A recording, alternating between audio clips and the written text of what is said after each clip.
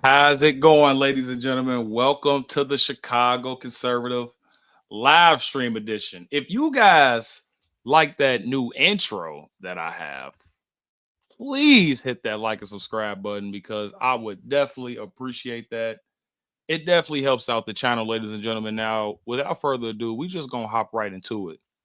So, as you guys read the title, Nick Fuentes has basically called out Candace Owens when it comes to her conspiracies to the death of Charlie Kirk. Now, me personally, I am kind of in the middle of this when it comes to the conspiracies of Candace Owens. Now, there are a lot of things that she do need to prove, but my thing is this, ladies and gentlemen, there are a couple things that she has brought up when it comes to the autopsy not being released and things of such. I'm not saying that there isn't an autopsy because it is against the law to not give someone an autopsy when they die. So my thing is this, ladies and gentlemen, if there is an autopsy, I would definitely love to see it. And the second thing that is very, very interesting to me, in my opinion, guys, it's just my opinion, is there was a conspiracy that Candace Owens said that kind of caught my attention. I'm not really saying that it's it's really evidence of sort, but I believe Candace Owens said in her latest show that the shooter, um, I believe, well, excuse me, not the shooter, but Charlie Kirk, excuse me, was brought to it wasn't the nearest hospital. She said, I believe the nearest hospital was another location, and then the hospital that Charlie Kirk was brought to it wasn't really good when it comes to ratings, if that makes sense. Hey, how's it going, everybody? Hey, Marla, Midnight. What's going on, Miss Sharon? Us Perks, we got Obese. What's going on, Kryptonite? How's it going, guys? We're gonna be responding to messages really, really soon, but I really just want to hop into this. So without further ado, guys, let's just get right into this. So Nick Fuentes, my guy, he basically responded to Candace Owens, and I'm really interested in what he has to say. And he's been going off on Erica Kirk a lot as well, which I'm going to be honest with you guys. I'm not really a fan of that. Not really sure why he's coming after Erica Kirk. I believe he said that the marriage was arranged or something like that. Now, I could be wrong. I could be wrong, ladies and gentlemen. But without further ado, guys, we're gonna hop right into this video with Nick Fuentes, guys. Make sure you guys hit that like and subscribe button coming in, and I will be responding to messages after the video. But I will be, pausing if I do have something to say. But let's hop into it, guys. Let's roll the clip. Dude, it's always her show Hold is up. insane now. Let me fix something here. Let's see. Sorry guys, I'm trying to see something.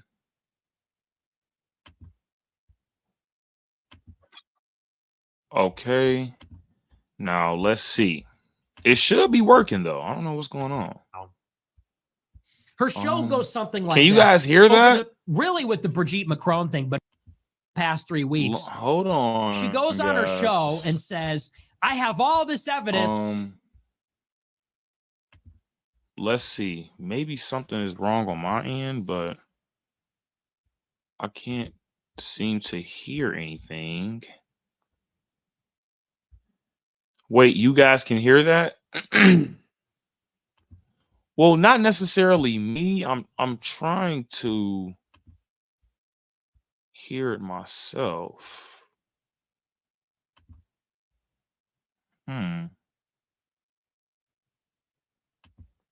It's good.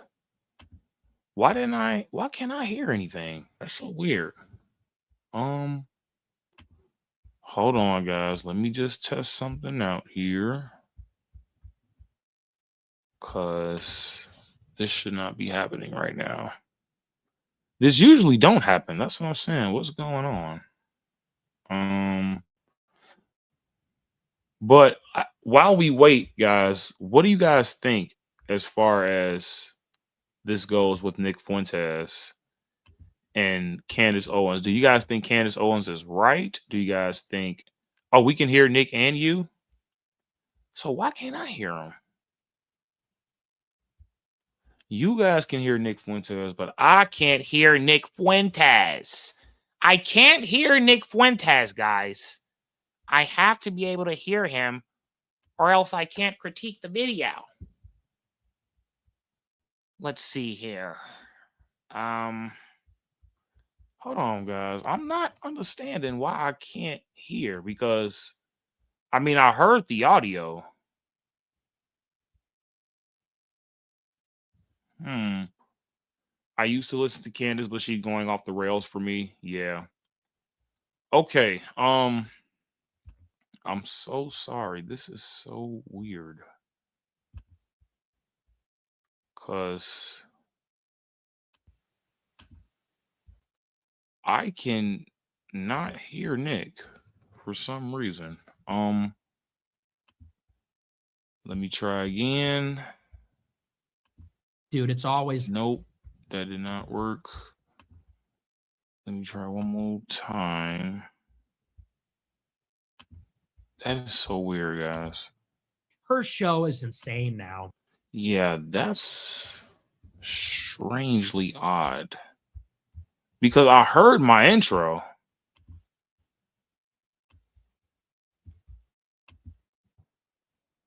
Her show goes something like this. I can't hear it though, guys. I know you guys can probably hear it, but I can't hear it for some reason.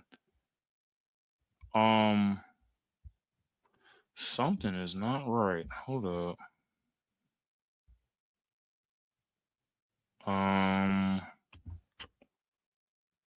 Jeez Louise. Yeah, it's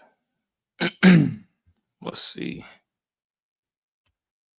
Let me just try something else for right now.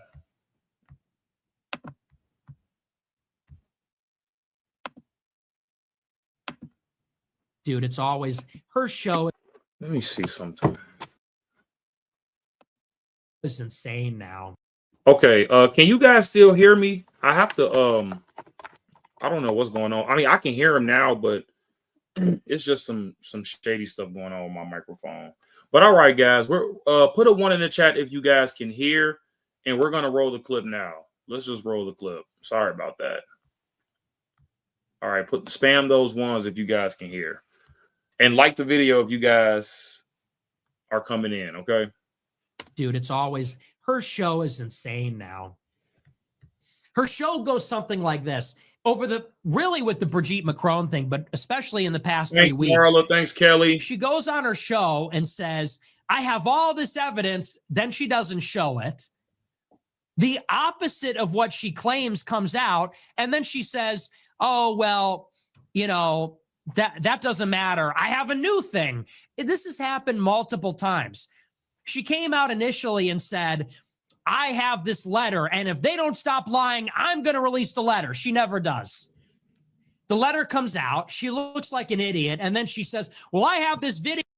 Which we will be reviewing, ladies and gentlemen, okay? We will be reading Charlie Kirk's letter that he wrote to Benjamin Netanyahu. I really, really think is interesting. I only read like the first paragraph, and I'm like, you know what? I'm going to read the rest with you guys live. So, yeah, that letter is out now. So my thing is this, Candace, we saw majority of people saw the letter, and I mean, we didn't hear or see anything about you returning to Turning Point USA. I mean, let's be honest. Charlie Kirk did sound like he was critiquing Israel in the letter. Don't get me wrong. So we're just going to break it down, guys. We're just going to have to break it down, but let's continue. But the letter is out and we will be reading it. Video of Charlie Kirk, but I'm not going to release it. Today, she comes out and says, I have a video of a woman that met with the shooter, but I'm not going to release it. She says, I know who had access to Charlie Kirk's computer, but I'm not going to say who it is. Okay, so why? Why then? Every day she's withholding the evidence. And it's becoming really obvious. It's becoming glaringly obvious that she's just withholding the evidence because she either doesn't have it or she's misrepresenting it or lying about it. Now, guys, I want your opinion on this as well. Do you guys think that Candace Owens has evidence when it comes to this case of Charlie Kirk? Do you guys think she's doing a better job than the CIA, than the FBI, than the government? Do you guys think the government is hiding something? Let me know, guys. I heard that her relationship with Charlie was questionable as well. Yeah, a lot of people were saying that Candace and Charlie did not really get along like that. But yeah, let me know what you guys think in the chats. But I'm going to be responding after this clip is done. Sorry. And at first, maybe she had people going, but it's been 3 weeks. Charlie Kirk got killed 3 weeks ago, and she has not produced any of this evidence. The letter, the text of Bill Ackman, the video before he died, you name it, this video of the woman that met with Robinson, the names of the people that had the laptop. There's just no evidence coming out. Extraordinary claims require extraordinary evidence. And she claims to have it, but is also withholding it. She says, well, if someone calls me a liar, then I'll release it. Is that how that works? Now, what he's talking about when it comes to Candace Owens is that she was basically claiming that, there are a bunch of Jewish donors, which I'm not going to, put off the table as of yet right now. But she claims that there are a lot of Jewish donors from the Israel lobby coming to Charlie Kirk, pressuring him. The story when it comes to the Hamptons, guys, I'm pretty sure you guys are familiar with that as well.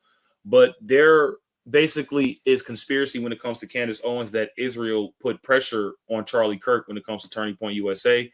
Now, ladies and gentlemen, there is proof that Israel did try to offer Turning Point USA $150 million to push pro-Israel rhetoric. Now, Charlie Kirk turned this down, ladies and gentlemen, and he also turned down the trip to Israel.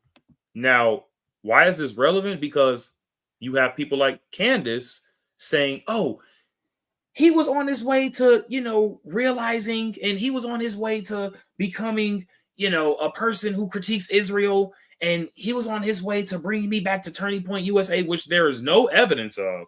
That is what I am really interested in seeing, Candace, because you were saying that before Charlie Kirk died, in 48 hours before Charlie Kirk died, you said 48 hours before Charlie Kirk died that he said that he was going to bring you back to Turning Point USA. You claim that. Now, a lot of people are saying, okay, where's your evidence of that? Where's your evidence of? Honestly, I didn't even know she left Turning Point USA. I'm gonna be honest. I thought her last speech with Turning Point USA was in, I believe, 2024, last year. So I didn't even know she was out of Turning Point USA, because a lot of people were saying after the guy went on, what's that podcast? Valuetainment PBD podcast.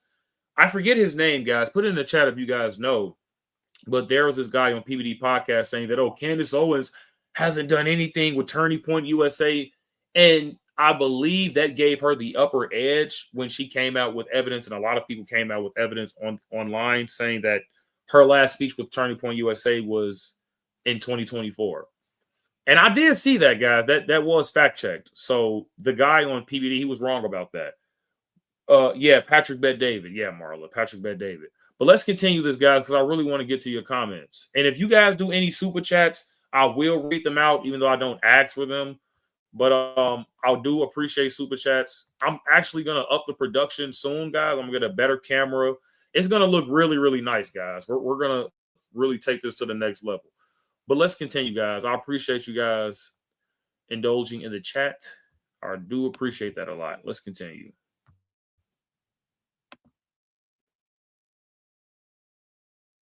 But I'm not going to prove it unless someone specific says I'm a liar. Where is that the standard of truth? Where does the burden of evidence work like that?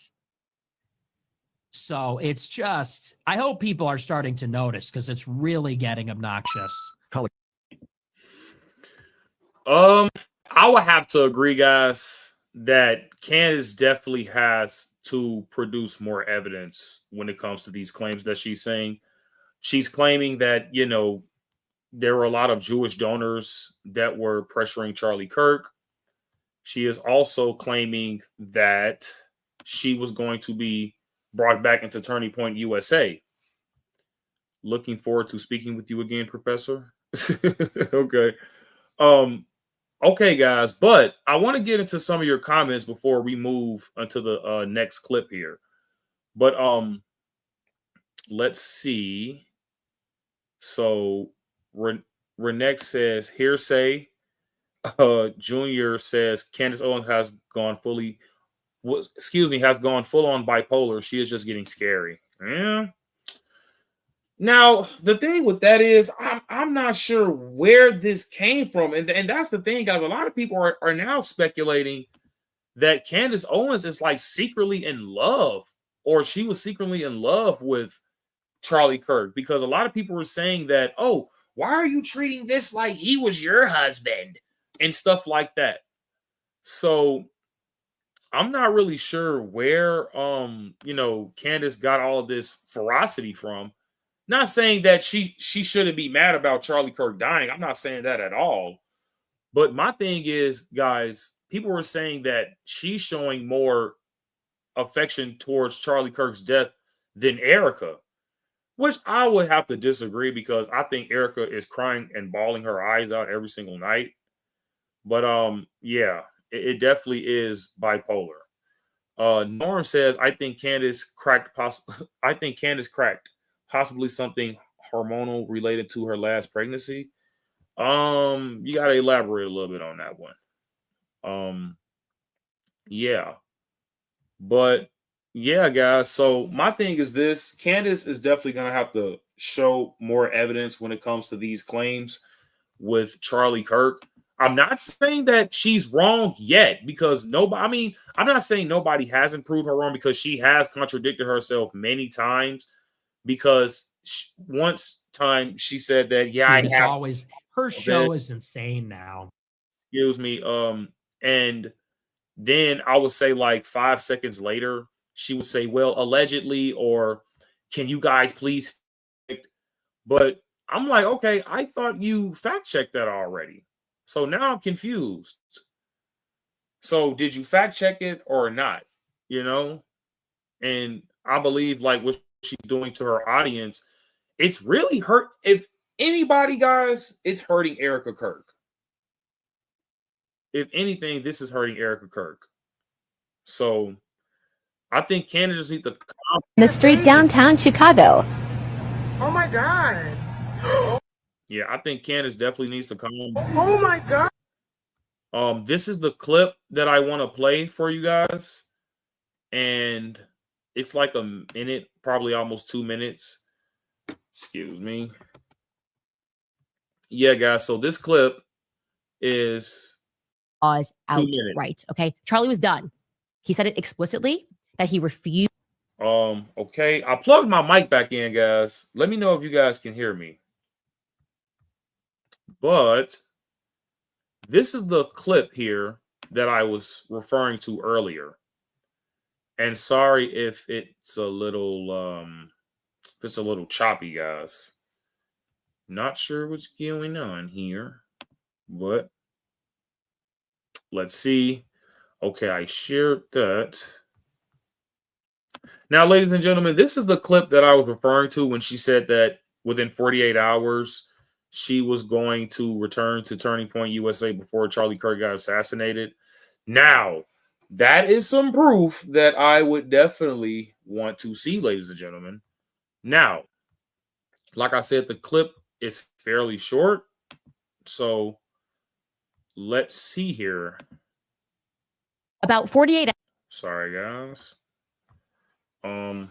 Mic check 1 2. All right, guys, we're about to play the clip. Everyone grieves differently. She's probably trying to be strong for her children. Yes, absolutely.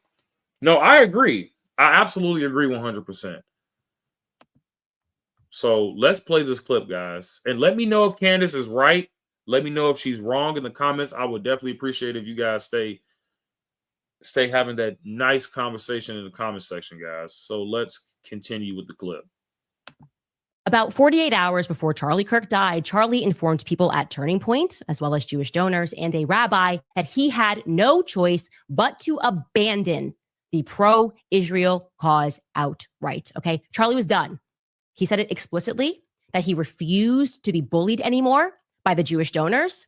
Can you guys answer? Did he express that? Did he also express that he wanted to bring me, Candace Owens, back because he was standing up for himself? And then did he, just 48 hours later, conveniently catch a bullet to the throat before our onstage reunion could happen? It's a yes or a no.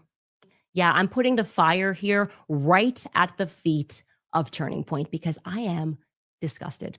I am genuinely disgusted. I am looking around and wondering whether Charlie's entire life was the Truman Show. None of you guys are behaving in the way that you should be behaving, okay? There is no way you are letting these lies fly unless, as I am hearing, unless it is true that there was a big payday that was on the line. And if Charlie radically stated that he was done with Israel, if Charlie said he had no choice but to abandon the pro-Israel cause because of, and I quote, Jewish donors, the behavior of Jewish donors, if he said that, yes or no, well then, I don't know, maybe some people didn't want to take that risk that he was going to become Candace Owens and Tucker Carlson at Turning Point USA with all of those presences, so much presence across college campuses. Maybe they didn't want to take the chance. And I will say this, you know what? Somewhere Charlie is watching, okay? And I hope he knows that we are reunited, okay? We're on stage right now, and the Jewish donors are very angry about it, extremely angry about it. About 48 hours before Charlie Kirk died, Charlie informed people at Turning Point, as well as Jewish donors and a rabbi, that he had no choice but to abandon the pro-Israel cause outright. Okay, Charlie was done. He said it explicitly that he refused to be bullied anymore by the Jewish donors. Can you guys answer? Did he express that? Did he also express that he wanted to bring me, Candace Owens, back because he was standing up for himself? And then did he, just 48 hours later, conveniently catch a bullet to the throat before our...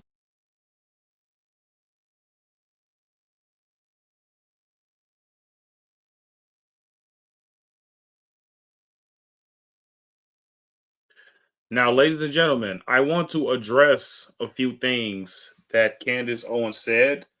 Now, the first thing that she said that Charlie Kirk was basically fed up with Israel, which I won't throw out the table just yet, or I won't throw off the table just yet. But the thing is this: if you have all of these text messages, I mean, who are you to say that Charlie Kirk was done messaging with Israel? Because it didn't look like that to me, in my opinion. So here's the thing, ladies and gentlemen: if Candace Owens believed that Charlie Kirk did not want to associate with Israel anymore, what proof do you have of that? And if you guys have any proof of that, please put it in the comment section, because this is what I need. I need proof that Israel did it, guys. I need proof, okay?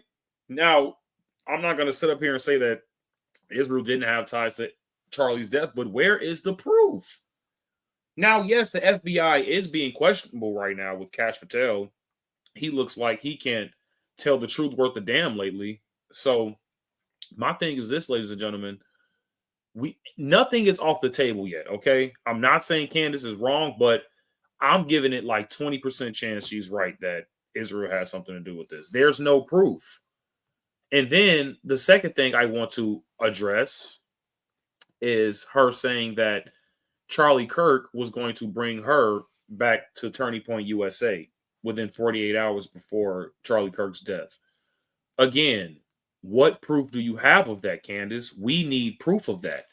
You see what I'm saying? You can't sit up here and say Charlie Kirk was going to bring me back, and you know, it wasn't within 48 hours. Okay, if it wasn't within 48 hours, Candace, then you should have proof that Charlie Kirk sent you a text message or an email or something via text message or something that proves that he was going to bring you back to Turning Point USA. Now, like I said, I'm not going to throw that off the table yet, because she has done prior speeches with Turning Point USA in the past.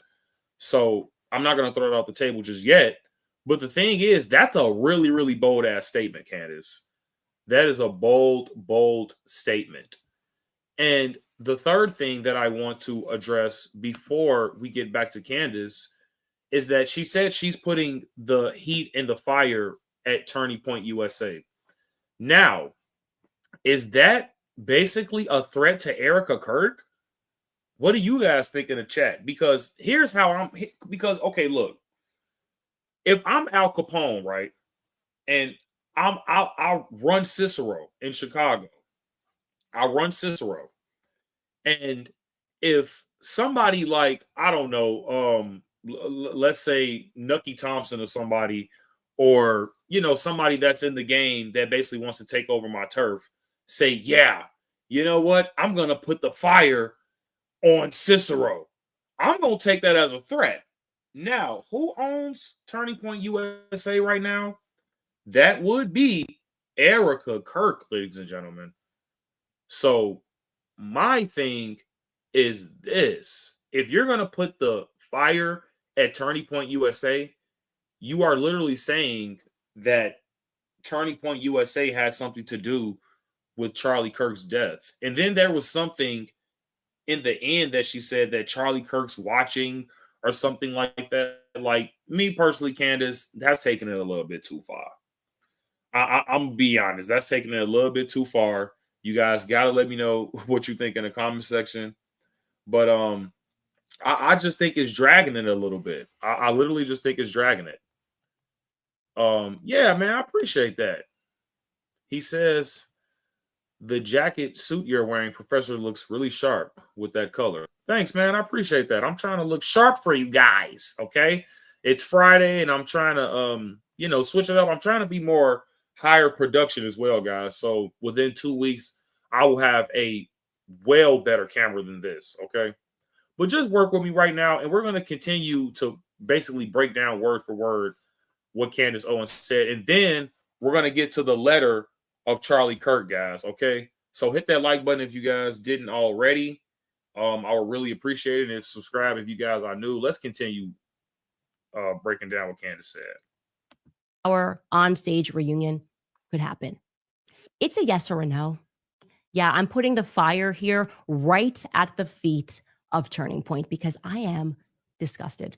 I am genuinely disgusted. I am looking around and wondering whether Charlie's entire life was the Truman Show. None of you guys are behaving in the way that you should be behaving. So my thing is with that statement is, well, it's like Charlie Kirk's life was the Truman Show. Candace Owens, what the fuck are you talking about? Now, if I had half a brain like Brandon Johnson, if I had a banana brain like Brandon Johnson, right? The mayor of Chicago. So basically, if I was half a retard, I would still take that as an insult.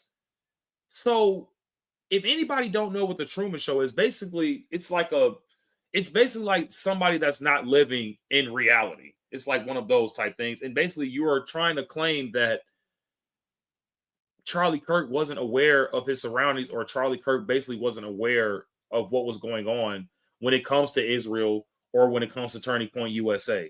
You're basically saying that the founder of Turning Point USA, which is Charlie Kirk, didn't know what the hell he was basically getting himself into. But my thing is this. No, she said the Truman Show. The Truman Show. The Truman Show. It's something that you like only like a person who will know like will catch that. But let's continue, guys. But my opinion, I'm like Michael Jordan, I'm taking that personally. I ain't gonna lie. I'm taking that a little personal, lady. Okay. There is no way you are letting these lies fly unless, as I'm hearing,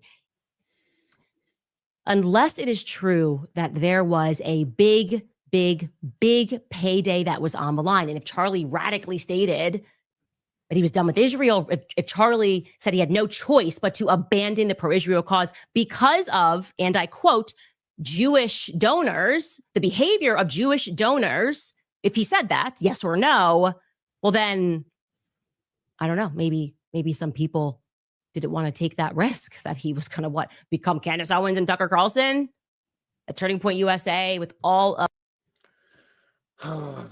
Okay, she might have a point with that. She might have a point. Maybe they were worried that Charlie Kirk was going to start pushing, I don't know, less pro-Israel rhetoric. That could be the case. But what does that have to do with Candace Owens and Tucker Carlson? What the fuck does that have to do with them? Excuse my language, guys. I'm trying to keep it professional for once. But you guys know how I get. Like, I'm not trying to say she's a narcissist, but that's giving narcissist vibes. If you guys, think otherwise, please put it in the comment section. But that's kind of coming up as a narcissist. Yeah, because of me. Yeah, you guys killed Charlie Kirk because I was going to return to Turning Point USA within 48 hours. Come on, Candace.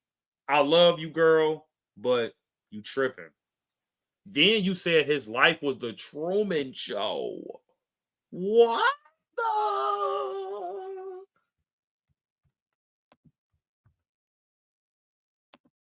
Of those presences, so much presence across college campuses. Maybe they didn't want to take the chance. And I will say this, you know what? Somewhere Charlie is watching, okay? And I hope he knows that we are reunited, okay? We're on stage right now, and the Jewish donors are very angry about it, extremely angry about it. That's so... Oh, my gosh. It's like it was good until you added the Jewish donor thing. I'm pretty sure Charlie Kirk don't care about that if he's dead. And in my opinion, the dead know nothing. So I don't know who she talking to. But my thing is this with Candace, you should have just left it there. Why did you have to add the Jewish donor part? I'm not understanding that part. Now, don't get me wrong, guys. I'm the Black Nick Fuentes, okay? I already know that those boys have a lot of influence on our government, okay? But my thing is this, because like she said, she's putting the fire at Turning Point USA. Erica Kirk basically is the founder. Well, not the founder, but she's running Turning Point USA now. So is this a jab at Erica Kirk? What are you trying to say exactly? My thing is, say it with your chest, Candace. Say it with your boobs. Say it with your tatas. You see what I'm saying? I can't say it with your chest, but that's more for like men. So I'm not trying to, be sexist and none of that. but say it with your tatas. Do you think Turning Point USA has something to do with Charlie Kirk's death? Yes or no? Because that's what people are going to speculate. That's what people are going to speculate, guys. So, like I said, I'm not saying she's wrong 100%, but if she's going to present any facts, she might as well do it now. Because time's ticking, lady. And every time you have a show, the people are waiting on more facts. But I mean, the people who are watching with some sense, it's not really looking like you're saying any credible evidence. Now, she did say that there was a female accomplice. I believe now that's on the table. But I need proof of that. How can you tell what was he? I thought he was gay. I thought the dude was sleeping with a trans. Correct me if I'm wrong. Correct me if I'm wrong, man. But it's like, so was he gay or not? Was the dude with a transgender or not? You see what I'm saying, guys? Like, I'm thinking the dude is gay. So was he with an actual woman? We have to know the facts here. And if he was, prove it. Where's those text messages? Like, how can you prove that he was with this girl? Because somebody in a video said so? Probably. I mean, who knows, man? We don't know anything yet, Candace. And for you to be calling out Turning Point USA while Erica Kirk just lost her wife, lost her husband, I don't really think that to be smart. So I don't know, guys. What do you guys think in the chat? I'm gonna be putting chats up really, really soon. I don't think I got any super chats yet, so that's okay. So all of the interesting chats, I'm definitely gonna pop up here. I'm just trying to get the letter ready that Charlie Kirk basically gave and sent to Benjamin Netanyahu, and I just found it, ladies and gentlemen. I'm gonna share it on my X page as well, so you guys can see it for yourselves. But we are going to be running down this letter because and if you haven't read it, then, it's going to be cool if we all read this together. Okay. Now I'm going to actually put myself out of the camera too, because I actually want to put it on full screen. So, you guys can actually see that. I saw that already. Okay. Yeah. I'm the professor. I'm Professor X. I just need to shave my head. Yeah, I think she is too divisive for Turning Point. Yeah. Love the red tie. Thanks, Marla. I appreciate that. Appreciate that. That's a sharp looking coat. That's a sharp looking coat. Thanks, Junior. Thank you. Love the hairdo. All my dreadlocks. I mean, they not really done, but you guys know, man. Sometimes I'll be looking fresh. Sometimes I'll be rough. Candace is a very bitter woman. Now, I do believe that Candace Owens and Kanye West do have a good relationship, but a lot of people are speculating that it's too good. So her being bitter could be coming from something else, ladies and gentlemen, because I mean, if she's going to be a conspiracy theorist, why not everybody else? Love your vibe. Great, smart man. I appreciate that, but that's not true. But that's not true. But that's not true, though. I love that name. So while Turning Point USA is in mourning, she is going to attack them. Really? Now that's cold. Yep, Junior. I appreciate. Yep, absolutely. That is kind of some cold, smooth criminal stuff, man. I do have to give Junior that point because Erica Kirk is in the lowest part of her life right now. She's a widow. In my opinion, leave this lady alone. Leave Turning Point USA. Like, this is just being a moral human being, in my opinion. Nick Fuentes, Nick's brother, love the channel. Appreciate that. Michael Jordan. Marla says Johnson doesn't even have a quarter of a brain cell. Yo, yeah, Brandon Johnson is kind of an idiot, man. I'm sorry. Candy might want to smoke some weed quick so she can chill out. Jeez, Candy, jeez. Man, I don't know if she need weed, man. That might elevate the conspiracy. Y'all know them weed heads be. So do you know about space? Do you know about, things and stuff like that? Yeah, I just believe that stars and, stuff, aliens and rockets, they're watching us, bro. They're out there. I don't know, but they're out there, man. I don't know if Candace needs to be elevated like that, man. I don't know. I don't know about that one, guys. Maybe Candace was secretly in love with Charlie. That's so interesting. That's what a lot of people are speculating, guys. That's what a lot of people are speculating. Yeah, for sure. Say, Norm, you are onto something. Listen to how bitter she seems. Bitter. Buh. Lord have mercy. Bitter. Buh. Don't do it, Junior. Chill. Renee says she is a narcissist. Oh man. This is my channel. Hold on, Buckaroo. I love these names, man. This is crazy. Dude said this is my channel. This is so funny. Man, that's a stretch. Charlie was a total shabu. Oh man, Shabos goy.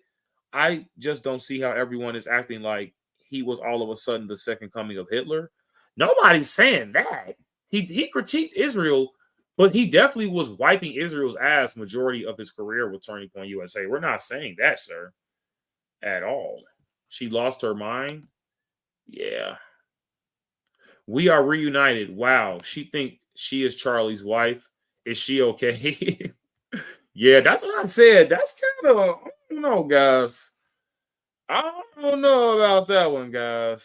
I have no idea. She looks like she is seething with guilty anger.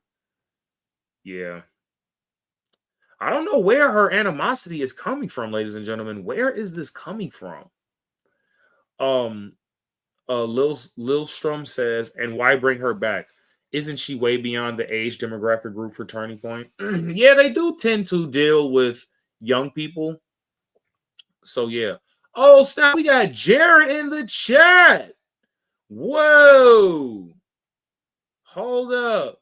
Wait a second. We got Jared in the chat. Watch out, Junior. Don't get aggressive in the comments like you did in my stream. Wait a second. Junior is coming from Continue Freedom's channel. Guys, first of all, stop what you're doing. And please go subscribe to Jared, a.k.a. Continue Freedom. I really do appreciate it. Man, I actually should add him. Matter of fact, I'm actually going to send you a email, my guy. Put a one in the chat. If you guys want Continue Freedom to join the live stream, put a one in the chat, guys. That's if he's not busy, though. Yes, sir. Candace, after ripping fat dabs, would be trippy. Not a dab. Isn't that like all wax? No, Candace would not need that. She don't need no drugs right now. Yeah, bro, I'm here. Yeah, we got Jared in the house. And we got Lord Slug. Man, look. I'm about to put a one in the chat. Why not? But yeah, guys, because Jared definitely has his opinions on Candace Owens. I'm kind of leaning more on Jared's side when it comes to her conspiracies. And I don't mean to put quotations on conspiracies. I meant to put that with her facts. But yeah, her facts basically isn't really proving anything. So my thing is this, ladies and gentlemen, this is really dangerous for America, especially when it comes to the case, because the case is still ongoing, if I'm not mistaken. So there is more evidence that could come up, that could not come up. Let me just send Jared the link just on the safe side, just if he wants to. Let me see, invite guest.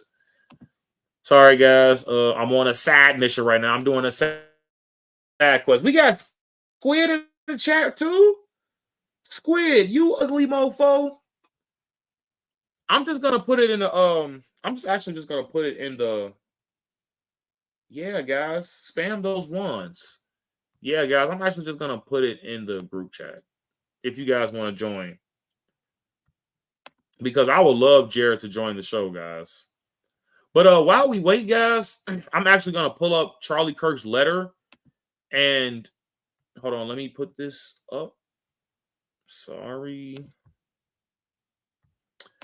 But while we wait, we're just gonna read this letter, guys, for ourselves, because I'm sick of what he say, she say is saying. I want to read what Charlie Kirk said for himself. So, ladies and gentlemen, let's see. Okay, can we like zoom in on that? Okay, all right, we can zoom in. Okay, from the desk of Charlie Kirk. Sorry, guys.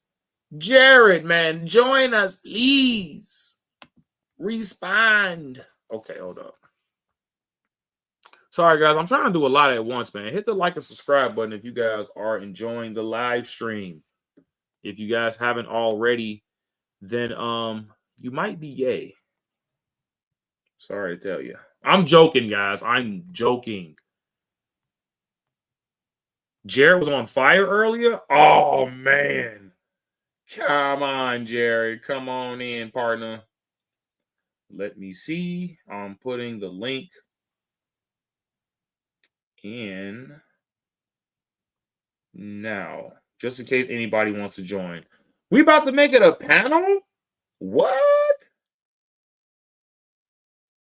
You guys want it to be a panel discussion? I'm putting it in the group chat now. Sorry, guys. Spam what you guys think, though. Panel, yee on God. You guys know I'll be geeked. I love you guys, man. I'm not gonna lie to you. I love every single one of you guys, and that's not a joke. Yeah, join, Squid, you punk. Calling me ugly. I look like what? Say that to my face, Squid. Say that to my face, dude. Say that to my friggin' face. But all right, guys, I actually just sent out the link, so we might be getting some people in. Let's see. I'm sorry. I'm trying to do a lot. I'm looking at chat.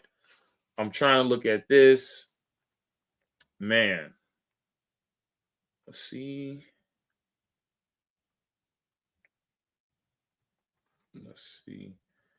It should make a noise when somebody join in, guys. So while we wait, all right, I got that out of the way.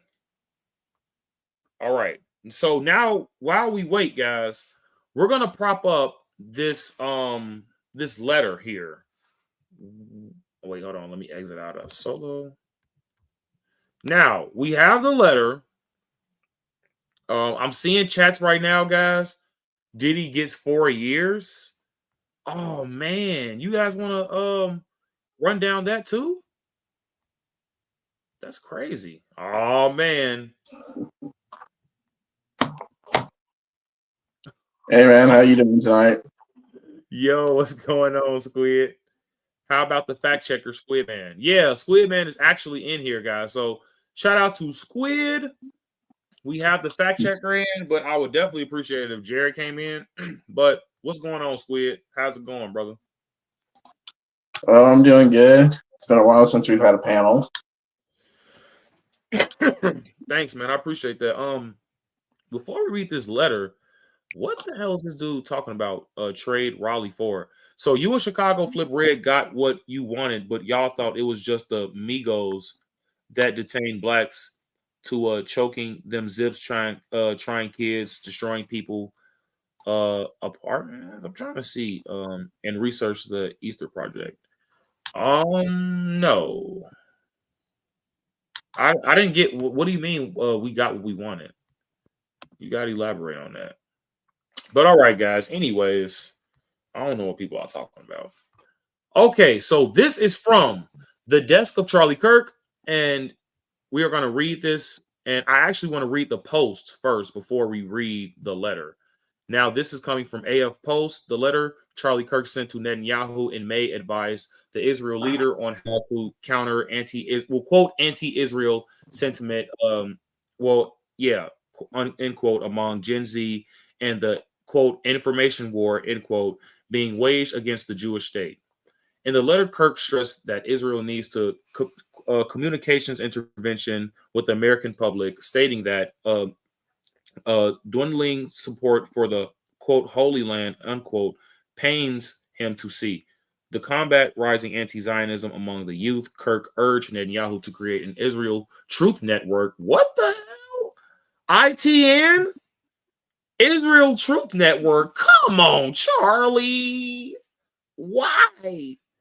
Staffed by young people to convey that Israel is a great friend of America to Gen Z Americans, to bring Israelis held hostage in Gaza on a quote speaking tour across the country to conduct on the street interviews with Israeli minority groups, entitled "Dude, You Got Us Wrong."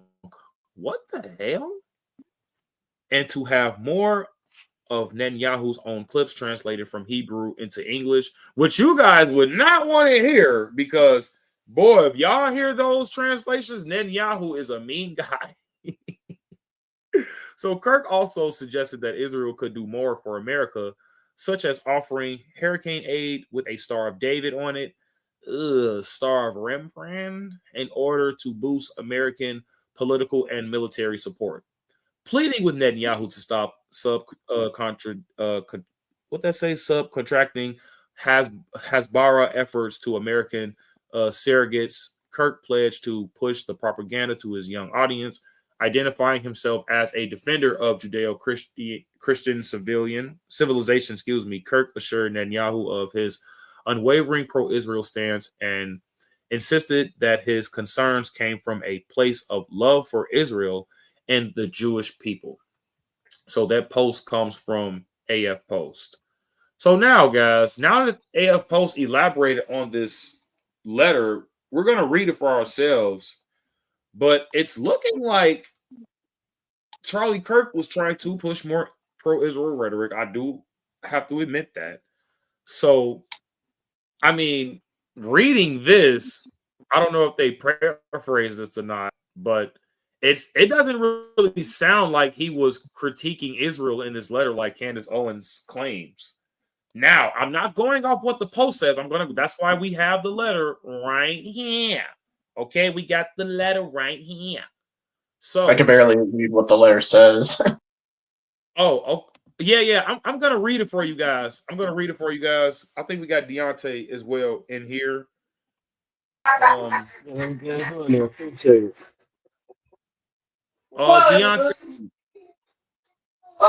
Yeah, can you hear me?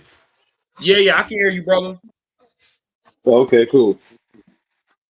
Okay, I can't. Are you up here? Oh, and Vishon, I will say to your face, you look zesty as hell right now. Man, chill out, bro. Chill out, man. Come on. You told me to say it to your face, and I said I'd do it. I ain't testing your gangster, Squid. I'm not testing your gangster. Man, chill. I was bluffing, bro. Why you calling bluff on stream? Dude, okay. But all right, guys, back on a serious note. We're gonna get into this letter from the desk of Charlie Kirk. And Squid, if you want to fact check anything, or if you want to just look at chat and see if they're saying anything that is informative to the show, please point it out.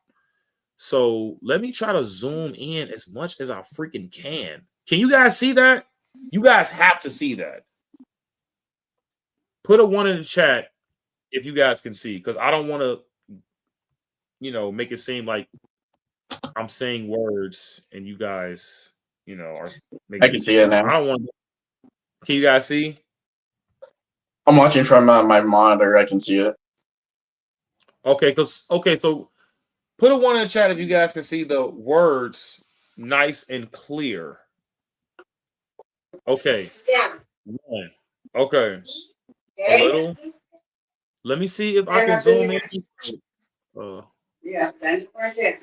Let me just try to see if I can zoom in just a little bit more.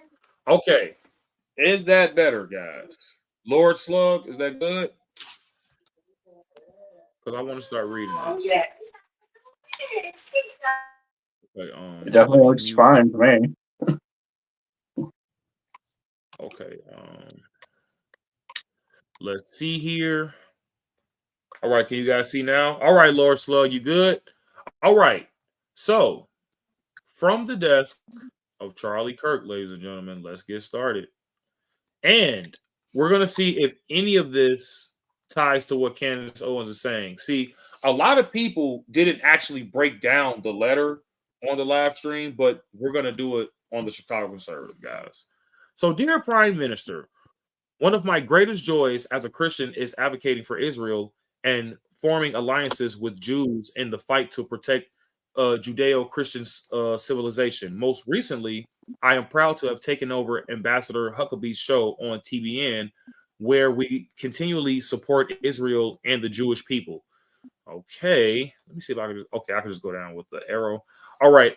As Muhammadism spreads into Western societies, it's critical that Jews and Christians stay united in the efforts to contain and roll back radical Islam and Sharia law. I regret to report that anti-Israel and anti-Semitic trends are at record levels on social media. These negative sentiments then flow downstream into college campuses and even seep into the conservative MAGA community. Okay. What do you think about that, Squid? Man, I got nothing going on in my head. Okay, yeah, so I have a few. So when it comes to him saying that he taken over Ambassador Huckabee's show on TBN, where we continually support Israel and the Jewish people. Now, my thing is this, man. We can't deny that Benjamin Netanyahu is bombing the hell out of these people in Gaza. Now, don't get me wrong, he is going after Hamas, and Hamas tends to hide within the civilians and within the people. But still, man, if you have the technology and the military weaponry as America, you have the same type of weapons like us, and we are definitely, when it comes to strikes and attacks, we're definitely accurate. And when it comes to Mossad, they have a 97% success rate when it comes to assassinations. So I'm pretty sure they shouldn't have a problem taking out Hamas. So They shouldn't. especially if they're using our weapons to do it, I think that shouldn't be a problem. So let's continue. My team and I have spent months analyzing these trends and debating ideas that could help you and your country push back against these disturbing developments. Anti-Israel sentiment can undermine American support for Israel. The purpose of this letter is to lay out the concerns and outline potential remedies. Everything written here is from a place of deep love for Israel and the Jewish people. I think it's important to be brutally honest with you. To be brutally honest with those you love. In my opinion, Israel is losing the information war and needs a communications intervention. Anything? Oh no, I think anything, Squid, with that? Can you hear me? Can anybody hear me? I hear you. No, I just have no input on some of this, on most things. Okay, cool. Let me see if I'm also just trying to focus on a few other things at the moment. Sorry. Okay. Okay, and Kelly says if you read the letter, it's not a critique of Israel. It's advice on how to put your message out to the people. Yeah, I agree. That's what it sounds like right now.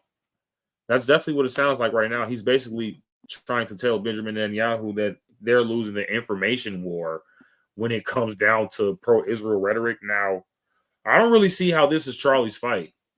You're American, buddy. And that's Not what a sure lot of why. people. Not Yeah, sure man. why.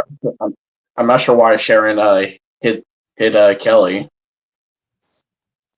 What you say, Squid? I'm sorry. I'm not sure why Sharon hit Kelly. I don't understand. What you say? Kelly. Apparently Sharon hit her or something, or put her on timeout. Kelly I don't know Sell. why. Yeah, Well, what did she do? I don't know. She said if you read the letter, it's not a critique of Israel. It's advice on how to put your message out to the people. Well, what did she say wrong? I got no idea. Oh, wait. Is that what the chat is saying? Yeah, in the chat. Oh, I don't see anything that she said that was wrong.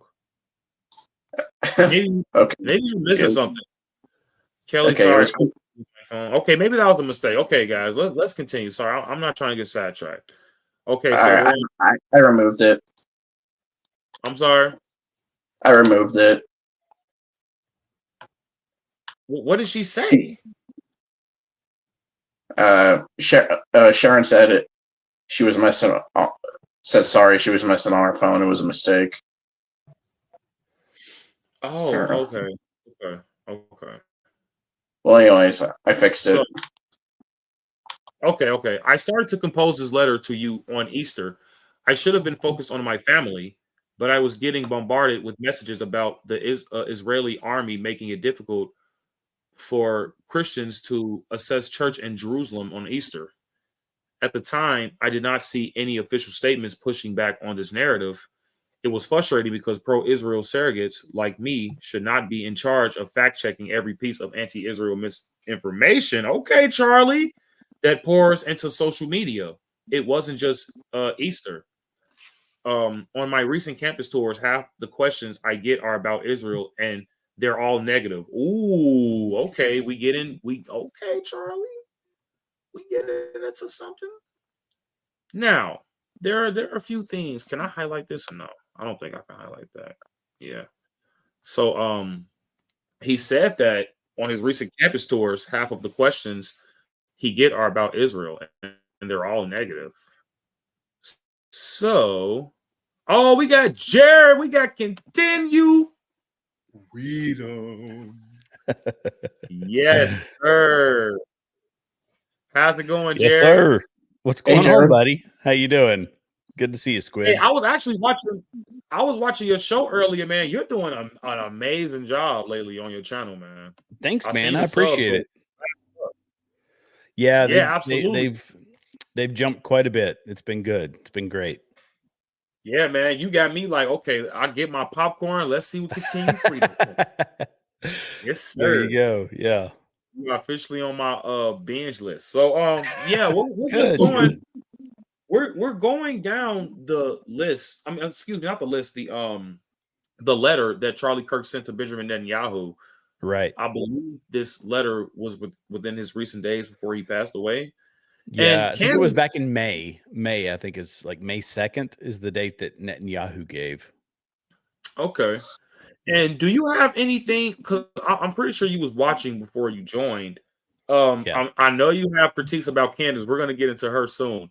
But Okay. do you have any critiques about this letter as of right now, as far as Charlie Kirk, basically trying to explain to Benjamin Netanyahu that they're losing the information war, they need a communications intervention? What are your thoughts on that? I mean, I think he's being accurate and this was back in May, and Megyn Kelly, she says that, look at the interview that she had with Charlie. That was just a few weeks or like a week maybe before he was, taken out. So she's saying that is the most recent information that we have on him, and that's what you should be judging.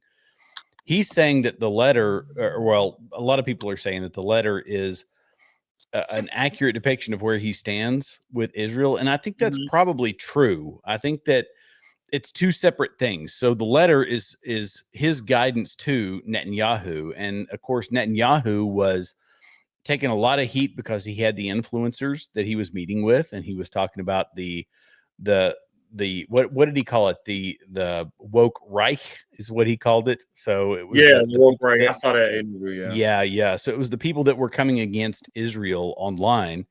And fine. I'm not an entire apologist for Israel because Mhm. Israel doesn't do everything right. They don't, because they're a country like any other country. But nonetheless, Charlie approached him saying, "You are losing the PR battle," and that's true. He's losing. Israel is losing the PR campaign. Hamas is Mhm. winning it hands down. And it was, I thought it was a good, it was a great description. Obviously, it was written by Charlie, but it was him describing all the things that they're doing wrong and giving them remedies to fix it. That's not a bad thing. And I think It's that for not. Charlie, it's you know, the fact that he could reach out online or reach out via letter, whatever. I mean, I know Candace questioned the whole thing. She said, was it an email? Was it a letter? Whatever. But he was able to Mhm. reach out to the PM of a nation in the Middle East and say, here's how you need to address this problem. That, Right. like, I don't know where there's not really a controversy, I don't think, in that, in my opinion. He's saying, Do you think he was being a little biased when it comes to Israel? well, I mean, yeah, he's a Zionist. I mean, he wasn't he's not anti-Israel by any stretch of the imagination. So, Right. yeah, I mean, Yeah, biased, he's I definitely guess, pro-Israel. from his perspective, he sees it like a lot of Christians do, that it is the Holy Land. Like, that's where Jesus Christ walked, lived his life, was crucified, rose again. Like, there's a lot of significance in that territory. So he's saying, I don't want to see it fall into the hands of Islamists. And that's where I stand, because I'm not an entire dispensationalist. That I sit between dispensationalism and all the other folks that say that Israel, like, But what doesn't. about the? I'm sorry to cut you off, but Yeah, wasn't it something like that in play with Donald Trump when it comes to the Abraham Accords? What happened with that? what do you mean? When it comes to like the Holy Land, like them sharing like a piece of the Holy Land, or was that just strictly for Israel? I could be wrong though. uh I'm not entirely certain what you're talking about. I mean, I know that the Abraham Accords was trying to bring Middle Eastern countries and Israel, everybody together to try to find some sort of peace. Right. And did But that but right, but didn't that include putting the Holy Land in Israel, or like kind of sharing it of something like that? I could be wrong though. Maybe I'm wrong. Maybe I read that wrong. yeah, I don't remember the specifics around that, honestly. So Okay. yeah, I mean, So, I couldn't yeah, say. I would just say that the letter is a really, really detailed, uh, you know, I guess, roadmap for how to win the PR campaign, because Hamas is winning the PR campaign, like, hands down. They are winning. And, I've brought it up on my channel several times that when Hamas shows the videos, which we can all see on X or any other platform, these perfectly framed photos of buildings being destroyed, those Mhm. perfectly framed photos or videos can only be collected if you know exactly where those strikes are going to happen. And that's because Israel is telling people where they are going to strike. And it's one of Mhm. two. There's only two options, because I've been rocketed, I've been mortared, I've been shot at, all those things in my time in the military. The only way you can know when a Jeez. building is going to be rocketed is if somebody tells you where you are going to strike. And that's so two options are: either they know and they set up a cell phone to collect the footage, or two, it is a Mhm. security camera that is on what they consider a secure facility, which is part of their defense structure. So that's the only way that you can get a perfectly framed photo of a rocket strike. Right. And they take that and they use it in the Wow. PR campaign against Israel. I mean, that's plain and simple. That's the only way it works. Yeah. Do you have a response, or do you have any input on that, Deontay? Like you guys said, this is where Jesus is from, and I feel you respect that land, on the real. So, Spot on. as far as information about Candace Owens and all that, I don't know all she said and all that, so I'm kind of like clueless on that. But my thing is respect the land, respect everybody's land. But that's Jesus' land, so man, respect that. So, Well, yeah. and yeah, that 100%. That's it. It is, I mean, there's only a few ways. Dinesh D'Souza has done several videos on this, and he's talked about the only way people can come back to their land or that they can gain control over land. One is conquest. So you can either get control over that land by conquering that land. You can do it through diplomacy, or you can say that, well, we have a historic, I guess, what's the way he puts it? You have a claim to that land. So all Right. of those three boxes, the only way that you can have control over land, Israel hits all three of those, and that's undeniable. So they use diplomacy to get control over the land. They have a historical link to the land, and the wars in 48 and the 60s and the 70s, I forget the years, but they have won all the wars. So they check all three boxes, and no other country has been put in that same situation that they can check all three boxes. I mean, you look at the 51 or 57, I forget the number of Muslim countries that there are in the world. They have gained those through conquest. In some cases, they've gained those through diplomacy, but because after the Ottoman Empire and all that, there was weird lines drawn and all of that sort of thing. So some of it was through diplomacy, but a lot of it was through conquest, because that is the nature of Islam. It's an ideology of conquest.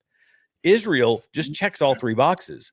So you can like them, and I'm perfectly fine, criticizing Israel for the way they do all sorts of things, but to say that they don't have any right to the land is ridiculous, because they check all the boxes in the only way that people can ever come in control of land.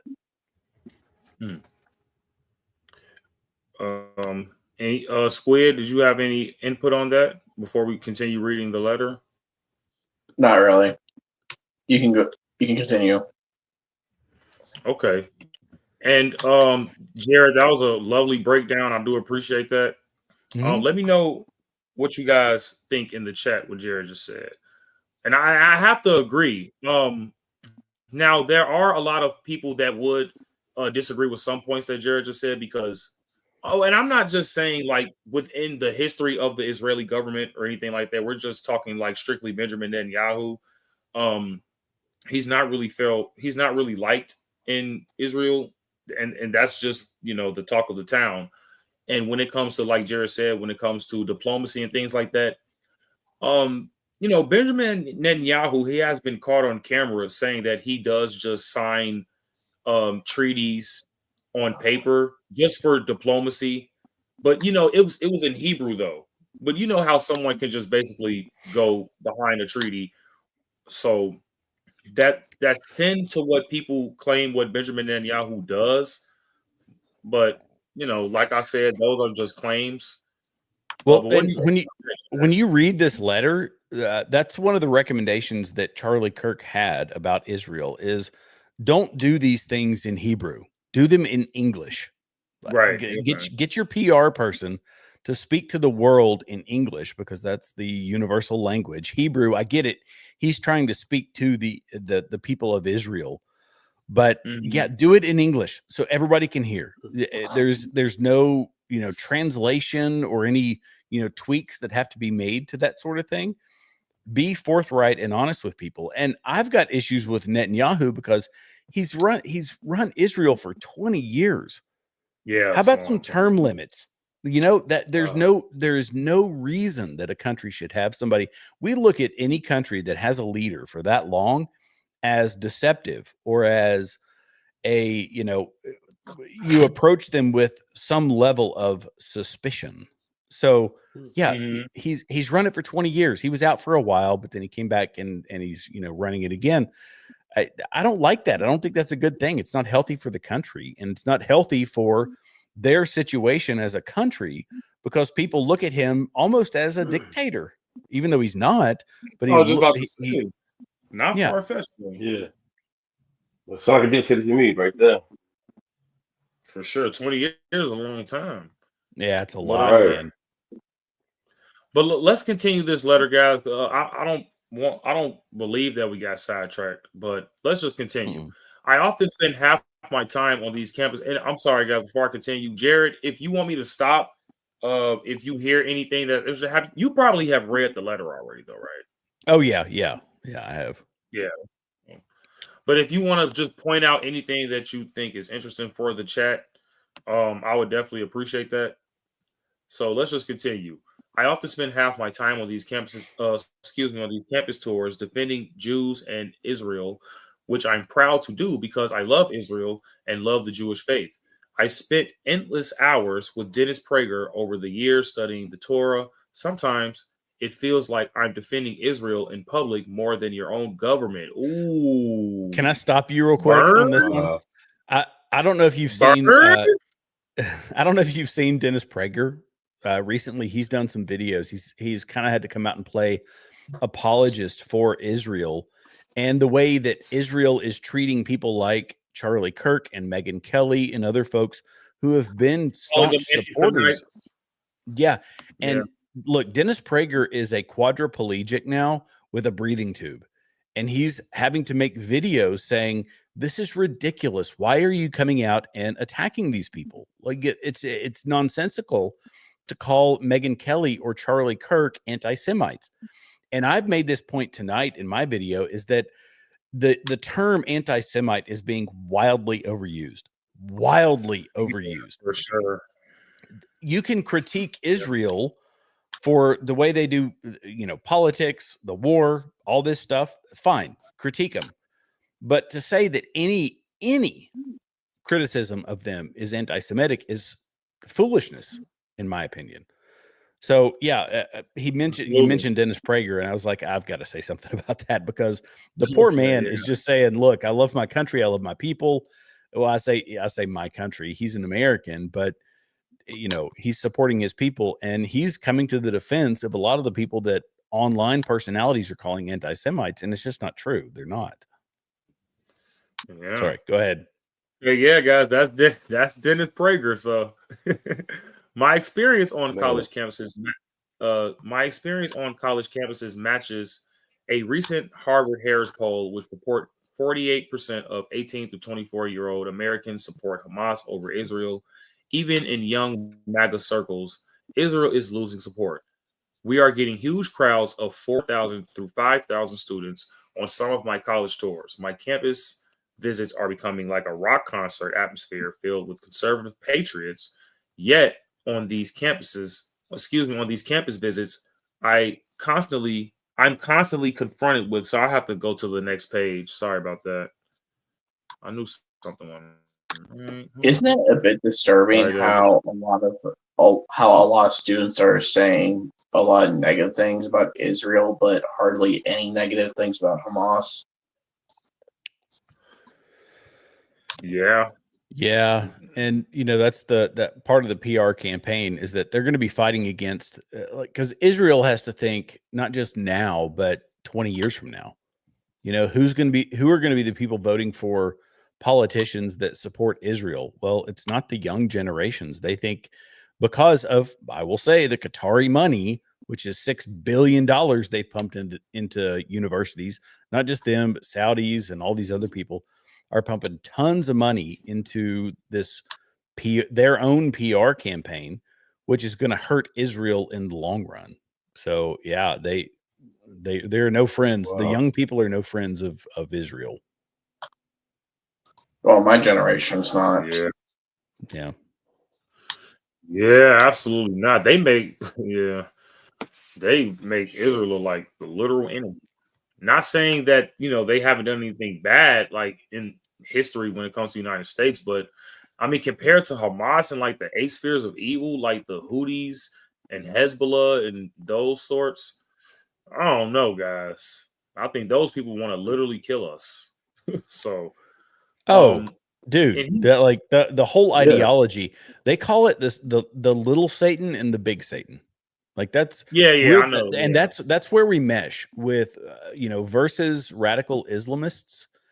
It is they are the little Satan. They think they can take that out fairly easily, and then we're the big Satan. America's the big Satan.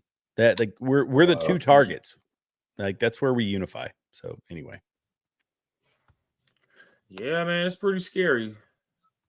But I mean, I do have questions of this, and I do want your opinion on this, Jared, before we end this letter. But what are your thoughts on the nuclear war program that was underground that Trump had did a successful strike on? Do you think it was an actual nuclear war program down there going on? Honestly, I don't know. I toe the line of Sure.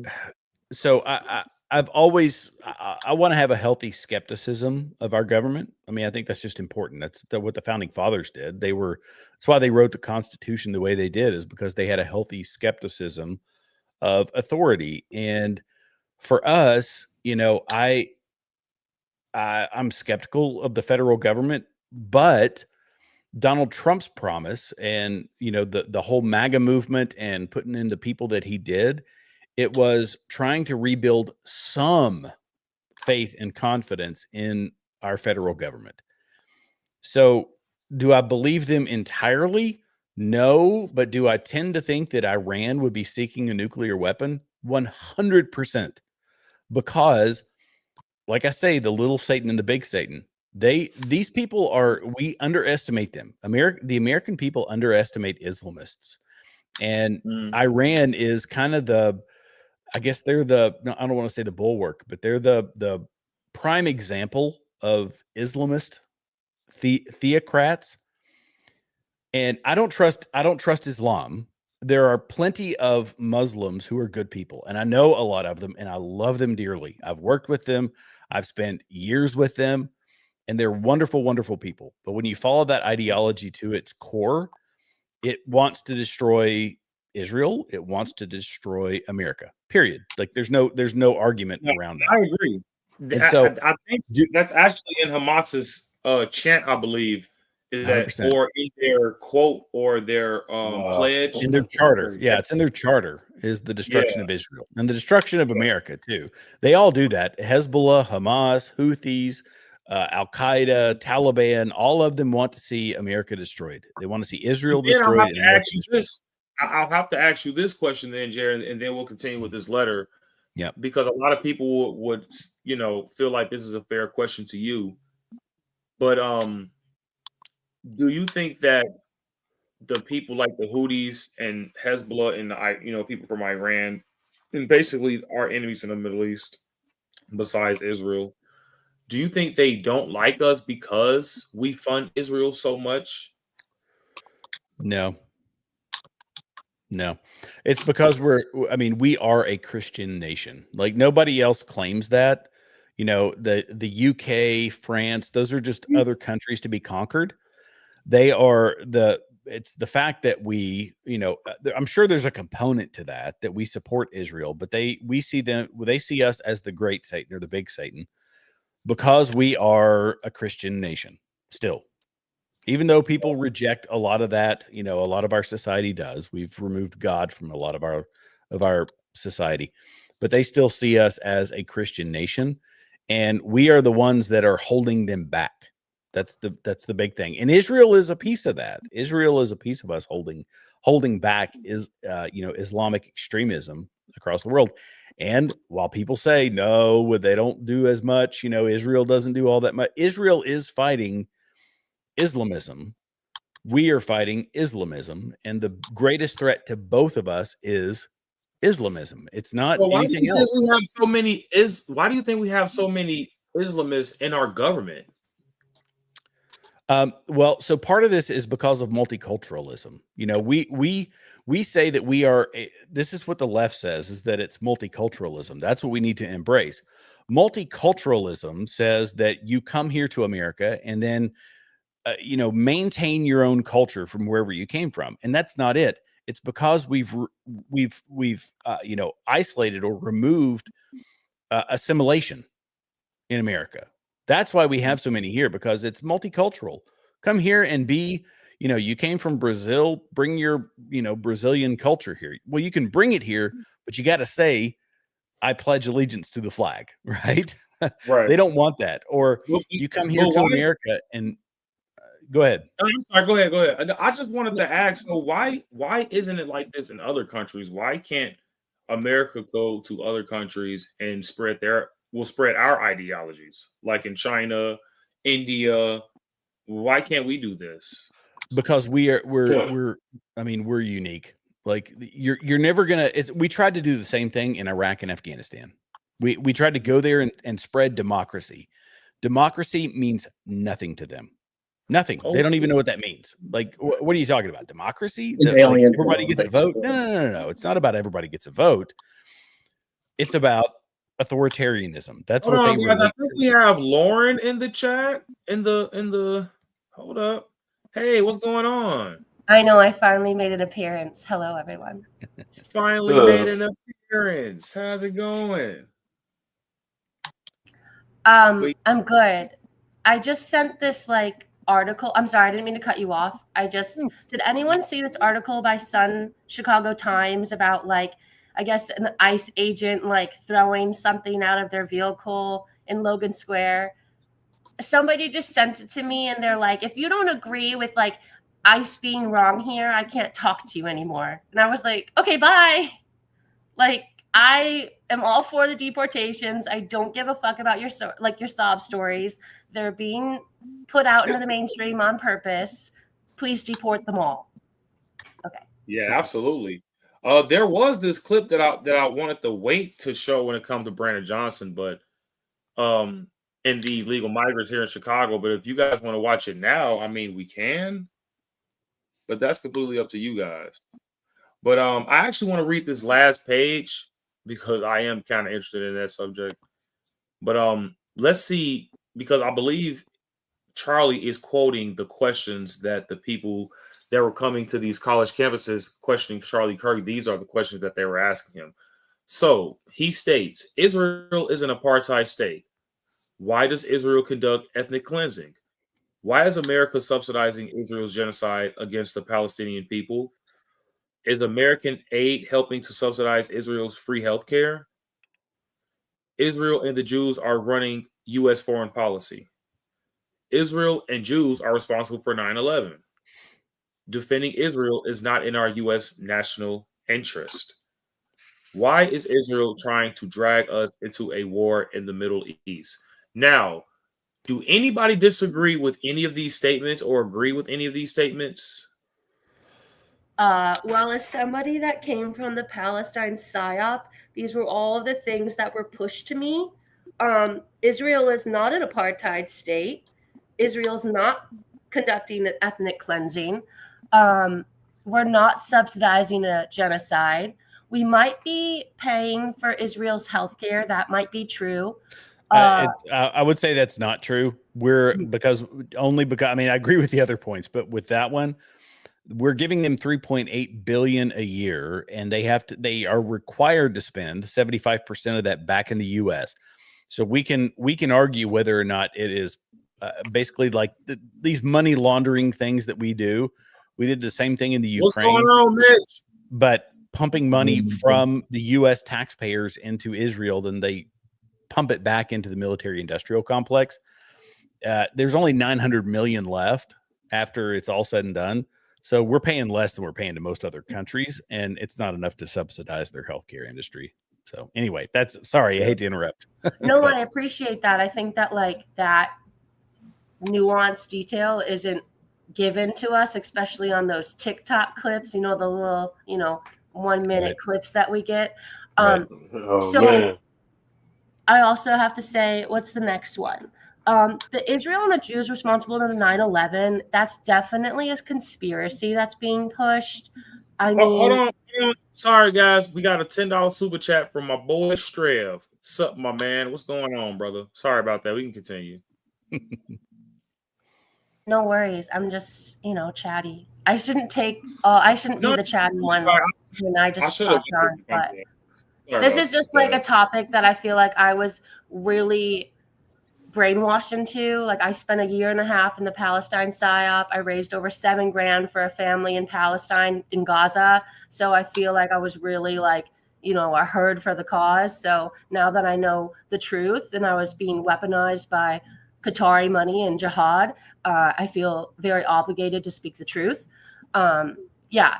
So I don't think the Jews in Israel were a part of 9/11. I definitely think that there were people that were aware of 9/11 happening, but I don't think that was necessarily Israel. Anyway, defending Israel is not okay. That's just stupid. Okay. We either want to be a Sharia law, one world order, or we don't. And so we're either going to support Israel, which is the front lines of jihad, or we're just going to submit and be enslaved to Sharia law and jihadists. Personally, I don't want to wear a burqa and be a fourth wife, so no thank you. And why is Israel trying to drag us into a war in the Middle East? I mean, people don't understand that this is a war that's been going on for centuries. And like, I don't even know biblical and theological millennia, actually. Yeah. But like, as I learn about the Crusades and how like jihad has been, and Islamists have been trying to take over and conquer land for the beginning of their religion, it's like almost like they erase history and they like forgot to teach us this part, and they're like, no, Muslims are nice, like let's let them all in, which the Muslim Brotherhood apparently is who recrafted and rebranded Islam to be the peace religion. Yeah.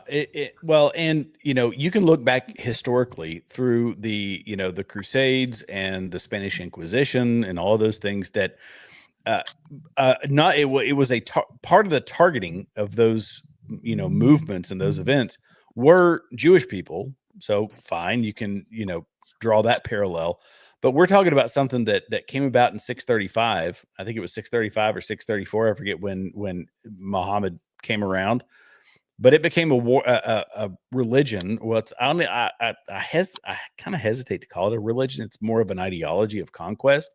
And that ideology of conquest was 70 wars and skirmishes.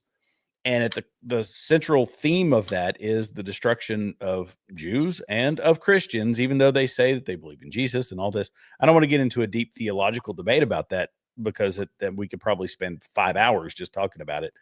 But yeah, these are things that are antithetical to our way of life as a country and our morals and principles as a country, and they are antithetical to Israel.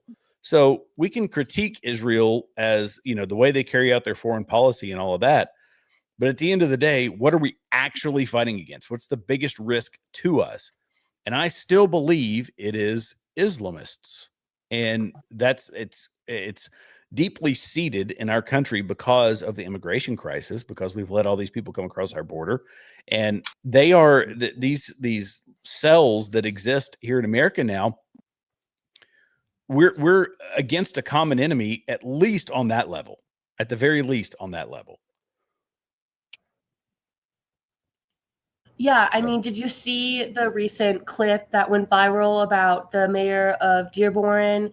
And at their city council meeting, he told the Christian resident that he was basically the one causing the trauma, causing the rift and being the one that was violent. And basically, I'm paraphrasing, I don't remember exactly what was said, but basically you are not welcome here is more or less. Yeah.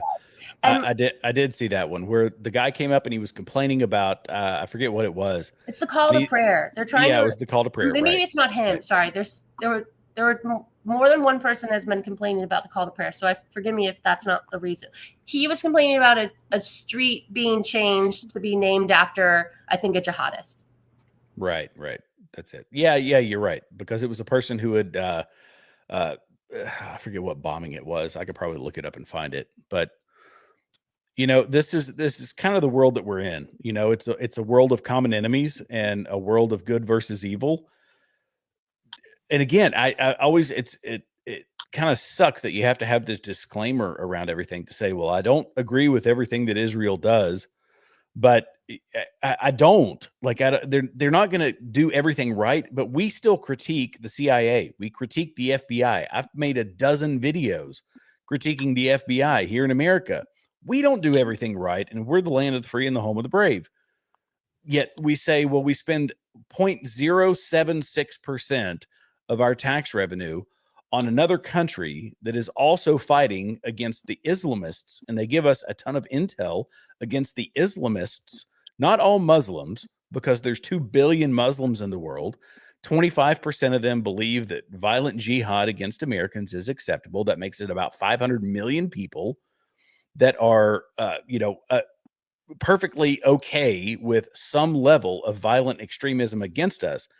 And does Mossad do some things bad? Yes, they do. And so does the CIA. And so has the NSA. And so has the FBI. We're dealing with flawed people all around the place, but we make it this black and white thing.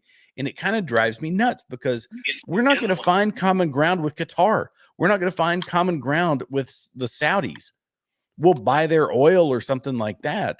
But do they have the same moral framework that we do? No. In no way, shape, form, or fashion do we have the same moral when it framework. comes to religion and morals, nah, not really. Yeah. Because they do this. It's kind of a psyop that they say, well, but we worship the same God. We also like Jesus. We like this. We like that. Well, no, you don't worship the same God. I'm sorry, you don't. I will get a little bit theological here. No, you don't worship the same God. Sorry, you like Christ, but so do the Hindus. So do all the, like, everybody adopts Jesus. But you know what? There's only one religion that says that Jesus is Lord. Jesus is God, and that is Christianity. Period. Everybody else wants to co-opt Jesus, and there you go. That's my take. Sorry, I could rant about this because it infuriates me. No, trust me, man. I appreciate the passion. About being Christ-like. That's all about Christianity. All Christianity is being Christ-like. That's it. Yeah. Not that hard.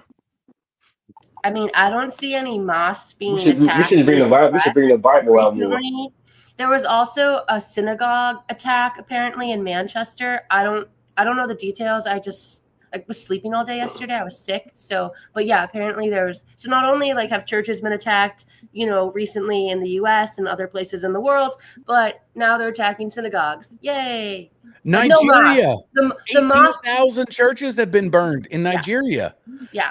Almost 10,000 Christians have been killed just this year. 100,000 over people, time. but not the Nigerian Christians. We need to be silent about that, obviously. Right. Sudan. My dad did mission work in Sudan. And my dad was part of, these people in South Sudan. 60% of them are Christian. 1 million of them have been displaced. 100,000 have been killed. 60% are Christians. Nobody talks about that. Nobody gives a crap about that. My dad was part of the effort to try to teach them to grow crops in their own land because they've been displaced. A guy who had kids grew up in a refugee camp in Uganda. I think it was in Uganda or Rwanda. I think it was Uganda. Grows up in a refugee camp in Uganda, and finally goes back to South Sudan. Praise the Lord, goes back to his homeland. They get booted out again, and he's raising his kids in the same refugee camp he grew up in. He's a Christian, obviously. Nobody cares about that. He's back in that land again. Another 1 million people displaced, 100,000 people killed.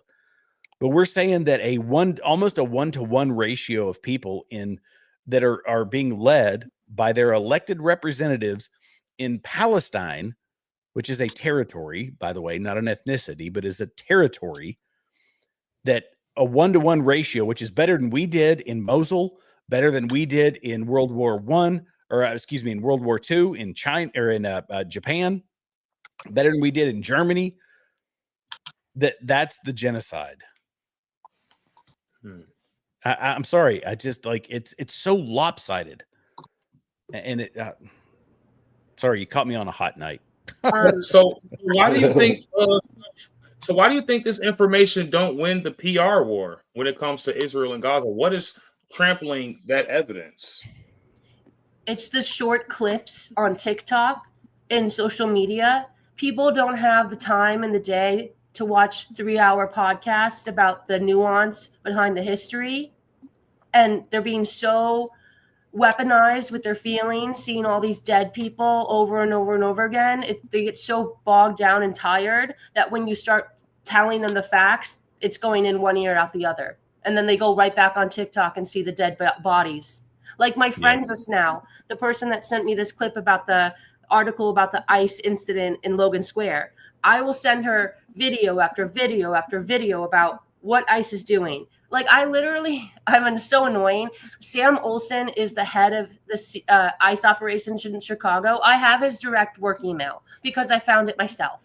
And it's like I've done the due diligence because I like the truth and I want the truth, and I'm going to give credit where it's due. And so I can tell you all those facts, and then you go right back into your little, like your echo chamber, and you forget all the things I told you, and you go right back to ICE is bad, because that's what your algorithm is telling you.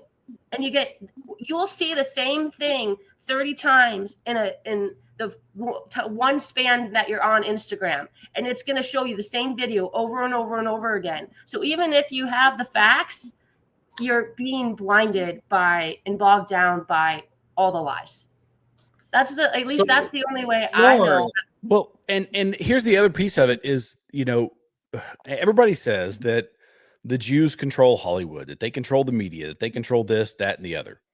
Why is it that I do believe that all the messaging? But Vashon, man, what does every Hollywood actor believe?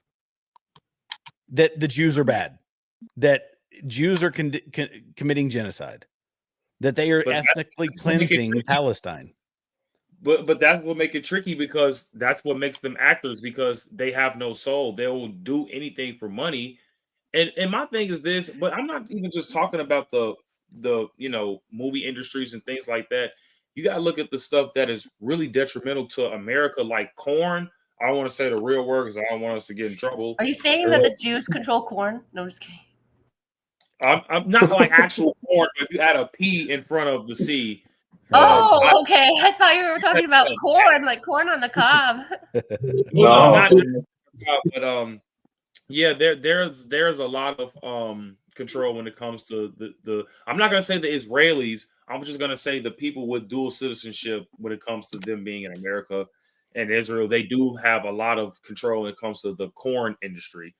And I just want to ask Lauren a question, and also Jared. Corn? No, not about corn.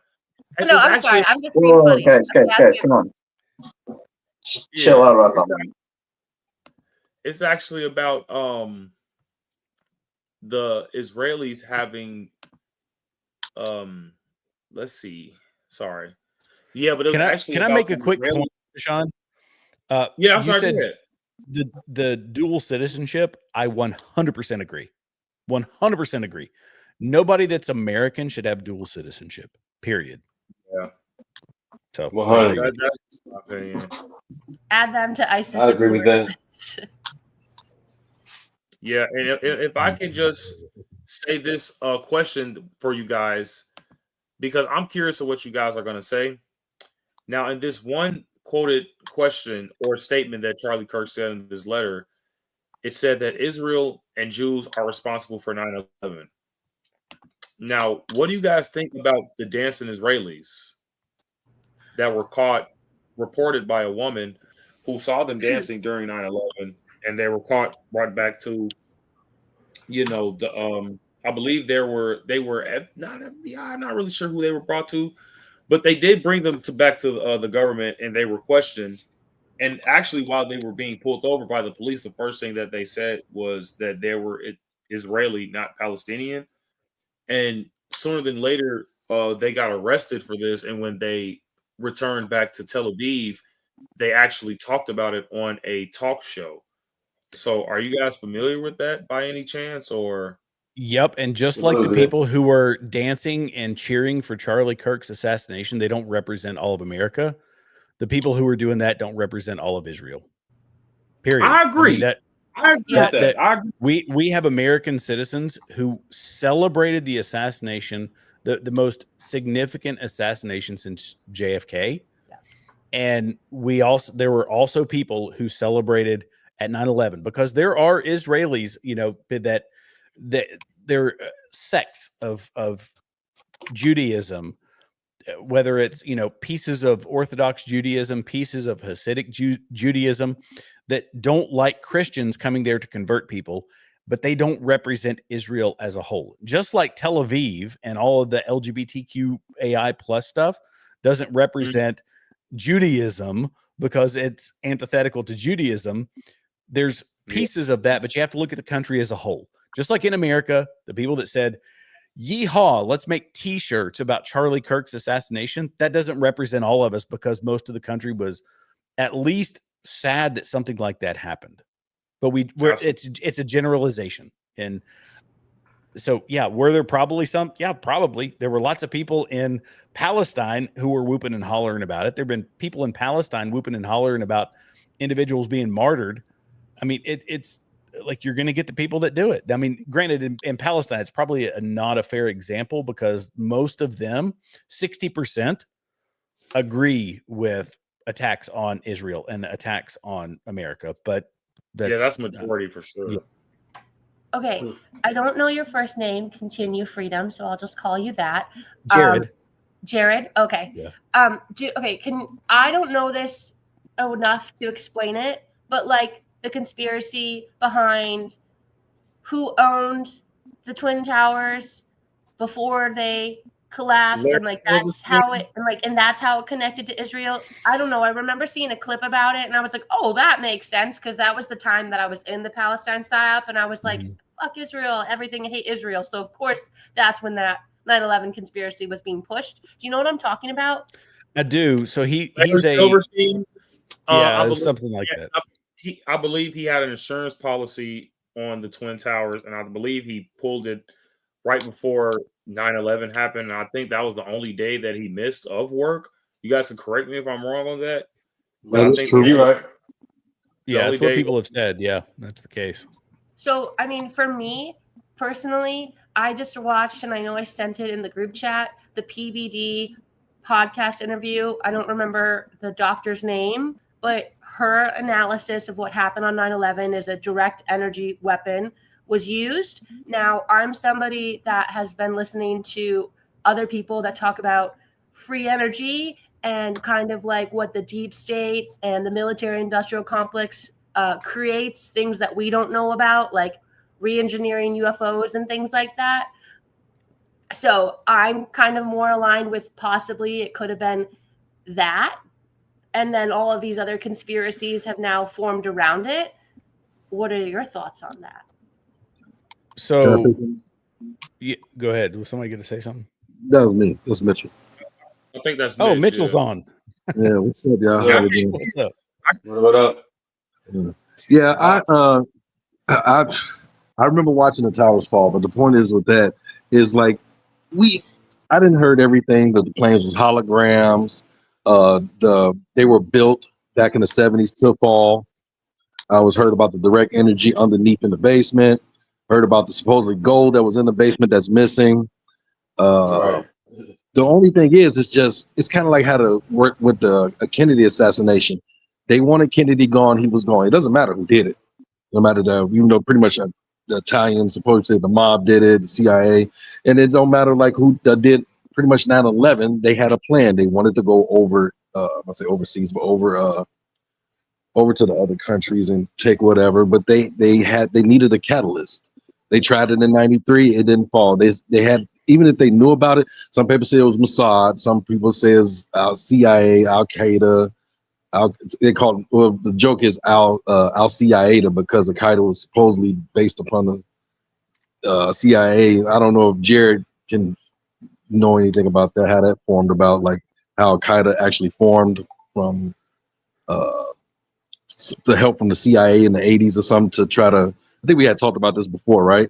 Yeah, it was it was a kind of an offshoot, if I remember correctly. I might butcher it if I say it, but I think it was an offshoot of the Mujahideen, and then it moved from Mujahideen.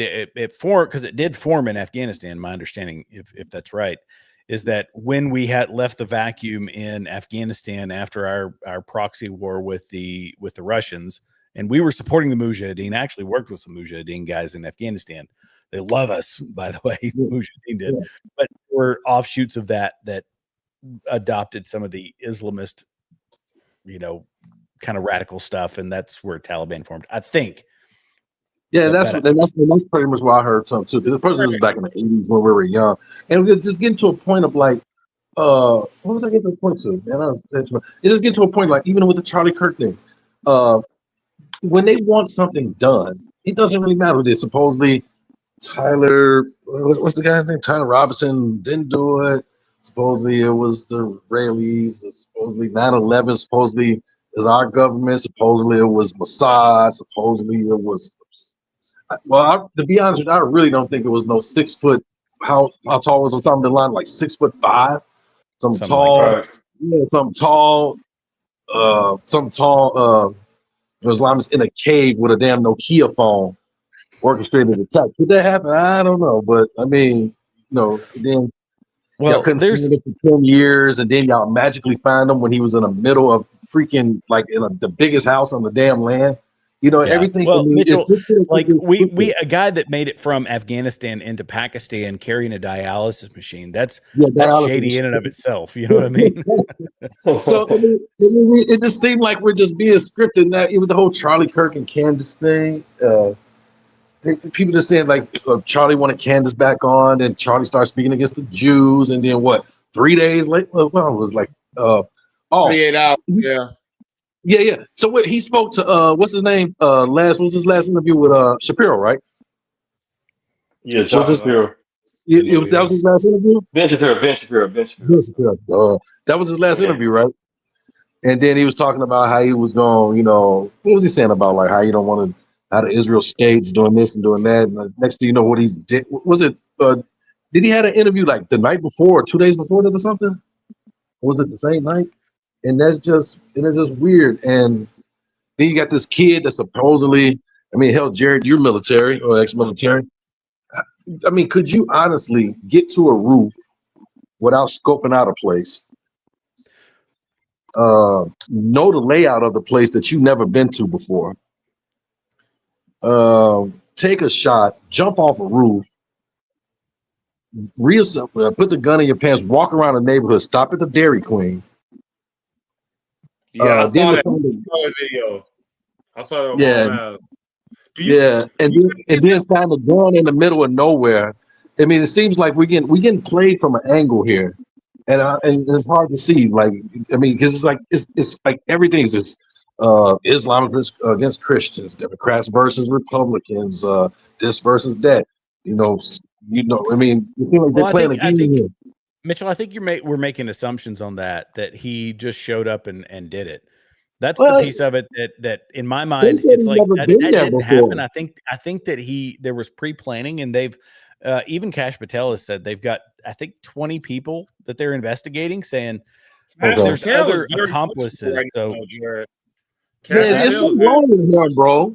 So he's not the same. He's not the same as before. Or Bongino.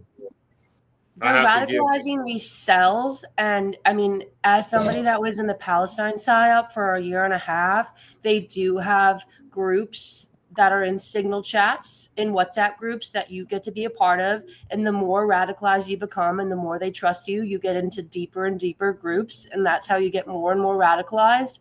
And they have these, like, I don't know the title of the one in Utah, but they are now, arming trans people. It's because they think that this war is coming against trans people and they have to, protect themselves. And so they're becoming like armed militia. The trans ideology, in my humble opinion, is very aligned with jihad ideology. It's either that's something me and Jordan talked about a few weeks ago. Agree with us, or we're going to kill you and you deserve to die. Do you guys want to respond to this comment here from Guillotone? Guillotine. Oh, yeah.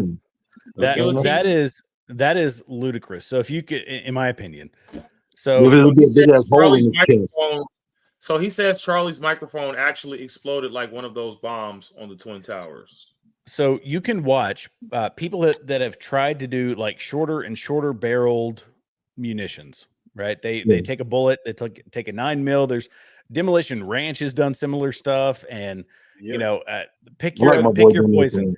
They shrink it down more and more. The shorter the barrel is, the more it becomes like an explosive or just a kind of like a pop.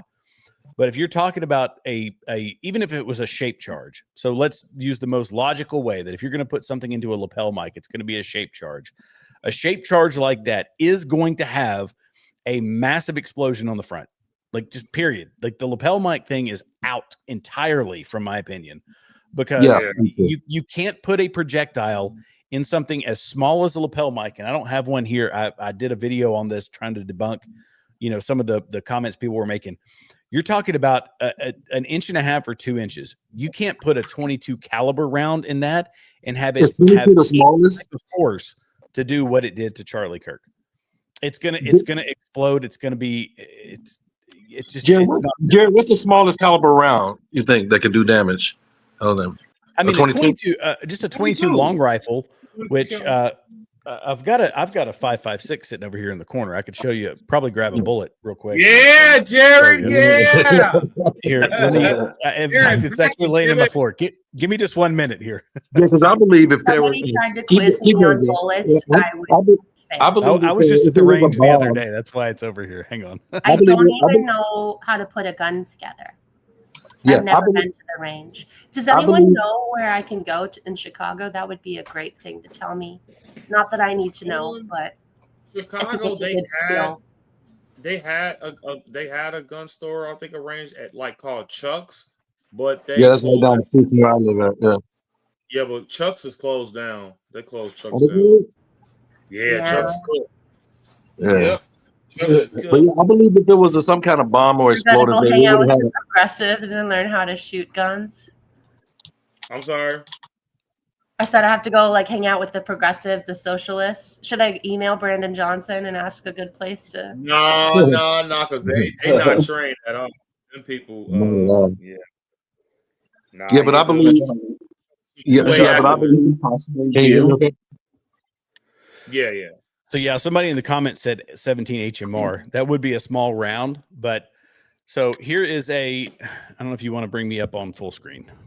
Go ahead, for sure. Yeah, hold up. And let me see if I can find something to compare it to. Well, here's an AirPod, end of an AirPod. So that this is a 5.56 round or a 223, basically the same thing, just different neck is basically all it is. I have one of those too. Yeah, it is thinner, smaller than the stem on an AirPod. So there you go. Tiny round, but very, very powerful in this size. This is, if I had to guess, it would be, I don't even know the percentage, like larger than a, what would be the way to put it? So tiny round, but a 22 long rifle is basically as long as the end of this. So here, let me hold it up to my camera. It's tiny. Yeah. So there you go. That's the entirety of a 22 would be about the entirety of a 22 long rifle. This is a 5.56. And what he was shooting, I don't have a 308 round here, but it was similar to a 308. Are massive. Yeah, well, they're big. They're a mid-size hunting cartridge. It's not like it's thicker, isn't it? Oh, yeah. So it's much bigger. In fact, I could actually walk back in here. If you want to take me off full screen, go to the group. I'll grab a 308 and show it. Yes, let me see that. I gotta see that. So here, let me go back here. And it didn't go through his neck. It hit his side of his neck, right? I mean, it still punctured an artery and killed him directly. But I mean, I didn't see the video. I didn't really want to watch it. I got the aftermath. I saw frames. You know, like he died the second he got shot. He died. I mean, he didn't react to grab his neck like you would if you got a boo boo. You know what I mean? He died. His body That's why I don't think. So what about them saying that the bullet didn't go through the bone? If the bullet was so powerful, they I mean, guillotine there's said. not really bone in your neck. Your neck is really just your artery, and I think you got your spine up here. I mean, I think it really hit skin more than anything, but it nicked the artery. Right. It nicked the artery enough I mean, to. your bone Because once right you here. nick your like a artery shape. in your neck, there's really nothing to keep it from not bleeding They're out. saying the bullet still didn't go through. First, they're saying that the bullet went through, and now they're saying that the bullet didn't go through. So does it really matter? The man died. No, I agree that the man did die. We do owe him respect and things like that. But if we're going to trust the FBI, they have to be consistent. And that's the problem. That's the problem. And it's kind of like, Rashawn, you hear me? This is kind of like what I was mentioning about the JFK and the thing. They got what they wanted done. Don't matter how they did, they got what they wanted done. So now I think it's going to be an attack. Well, then it was supposedly when they attacked the church in Michigan. It's just, this is going to be going back and forth. The Democrats, the conservatives going to do something, and then this going to do something, and this going to do something. They're trying to push us into, I believe, something that I don't think we really want to get involved in. They try to make us go ourselves. Well, That's what I think. Sorry, I don't mean to cut you off. Glenn Beck did a segment on Wednesday, and I think I sent it in the group chat. And Glenn Beck was talking about the digital ID that the globalists are trying to push in the UK, which is a way to centralize control through biometrics, essentially like biometrics. Like basically the way I've been trying to describe it is like when we played Sims as kids and like all the little things like hygiene, sleep, go to the bathroom, and you click and make the Sims character go do stuff. Well, that's basically biometric data that they're collecting on us through our phones, through our computer, through the apps that we use. I'm somebody that thinks that they put nanotechnology in the little shots that they gave us during COVID.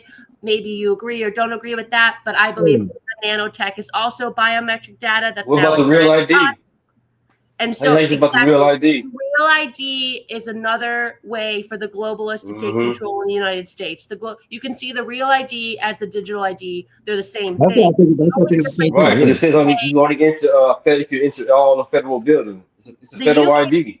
The UK doesn't have the First Amendment, so we have a little bit more sway in the United States. But as the UK falls to jihad, because the UK, I think the mayor of London, if I'm not mistaken, is an Islamist. And now we have, if you look at Minneapolis, people call it Little Somalia because it literally has fallen to jihad. They do call to prayer 5 times a day over the loudspeaker. It's the same thing they're trying to do in Dearborn.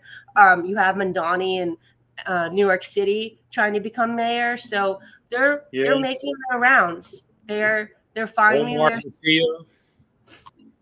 I mean, if you want to swear to Allah and wear your little burqa, I mean, shit. Yeah, I mean, and it's not, the sad thing is that right now the people attacking these churches are not jihadists. They're not people that are full-on Islamists. They're people being radicalized online by these people, and that's why they're lone wolves. But they still follow the same ideology. The real Islamists, the real jihadists that are part of ISIS and Al-Qaeda have not shown their faces, and when they do their attack, you'll know. What do you got, Jared? Okay, here we go. So I even found a 22 long rifle that I was telling you was like one of the smaller rounds. So this right here you go. Here's a 22 long rifle. Let me see if I can get my camera to focus on that. There you go.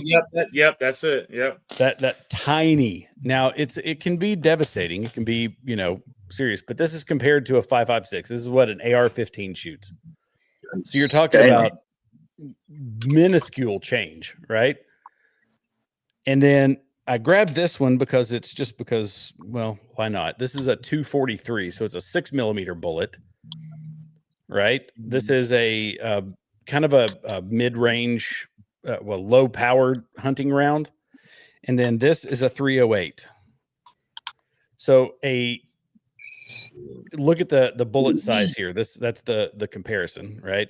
Yeah. So what they're saying is the muzzle energy, the energy delivery is very, very different. This right here is a 308, and a 30-06 shoots the same caliber bullet, but it's a bigger casing. So the casing is, I don't know the percentage larger, but if it's going to be in a lapel mic, it's going to be something like this. I'm sorry, but that's not going to do what they're saying it was going to do. So the way to get that same exit wound out of what would have to be a 1-inch barrel is going to be, in my opinion, again, it's all speculation, is going to be a shape charge of some sort. It's not going to be a projectile like this. Yeah, that's all you can fit inside of a mic. And in fact, I can go grab a lav mic to show you the type of lav mic he was using if you want me to. But yeah, I'd say the point because he was using one of those DJIs. I mean DJIs. Yeah, it's what it looked like. I don't think it was DJI, because DJI uses a perfectly square mic. That's the type that I use for my video productions. And it had a longer magnet on it, so it didn't look like a DJI to me. But so even if it was if a shape charge would actually blow a hole, would do more damage, then is that what you're saying? So it couldn't have been done. So from what we see. And that's the argument against the second shooter. You know, they say that a 30-06 is going much faster, 2,900 feet per second. I didn't look at the muzzle velocity on the box for this one. This is an AMAX. It's a hunting round, but it's a 30 caliber AMAX, Hornady AMAX on this one, and it's going somewhere close to that. It's probably 2,700 feet per second, something similar. Well, maybe not. Maybe it might be closer to 2,200, 2,300. I don't know. I've got it zeroed for 100 yards. And I'm in East Tennessee, so I never have to shoot much further than that, maybe 200 yards.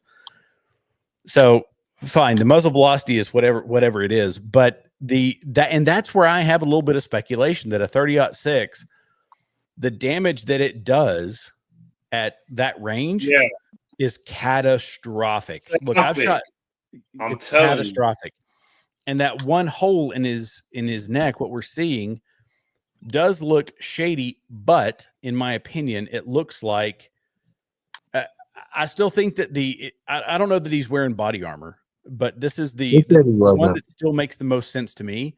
That when this round impacts, like the amount of energy that's delivered it's unbelievable for such a tiny little piece of copper and lead, that if it hits this mushrooms and it spalls. Basically, they call it spall. And in fact, on body armor, they have a material that coats it. It's like a rubber type material, and it's meant to absorb some of that spall. But when it deflects, it turns into a slug, a big fat slug. So stretch this out to whatever size, and that would go in. That would explain why they found it inside of his body and didn't penetrate, because it was too big at the time after it had struck his plate or whatever he was wearing.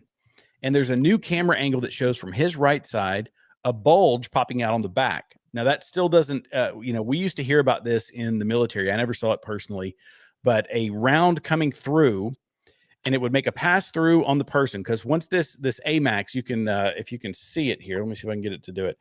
That tip is meant to mushroom out. Yeah, so that tip is meant to mushroom out, and it's about energy delivery.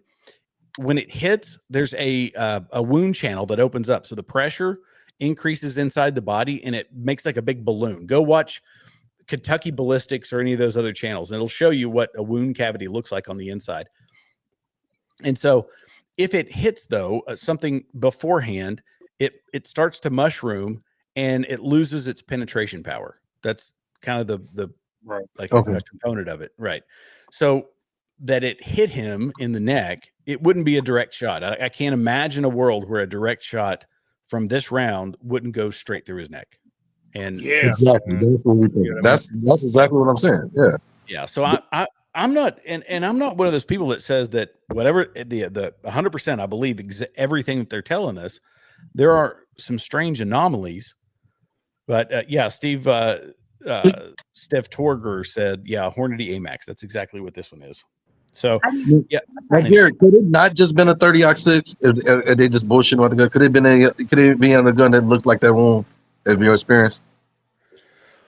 I mean, I just don't think that was the gun.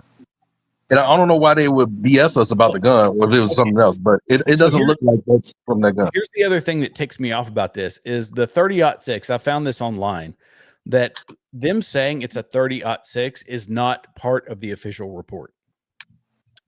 Okay. I mean, sorry, but like, what if like I think that he wasn't working alone, and what if they planted the gun?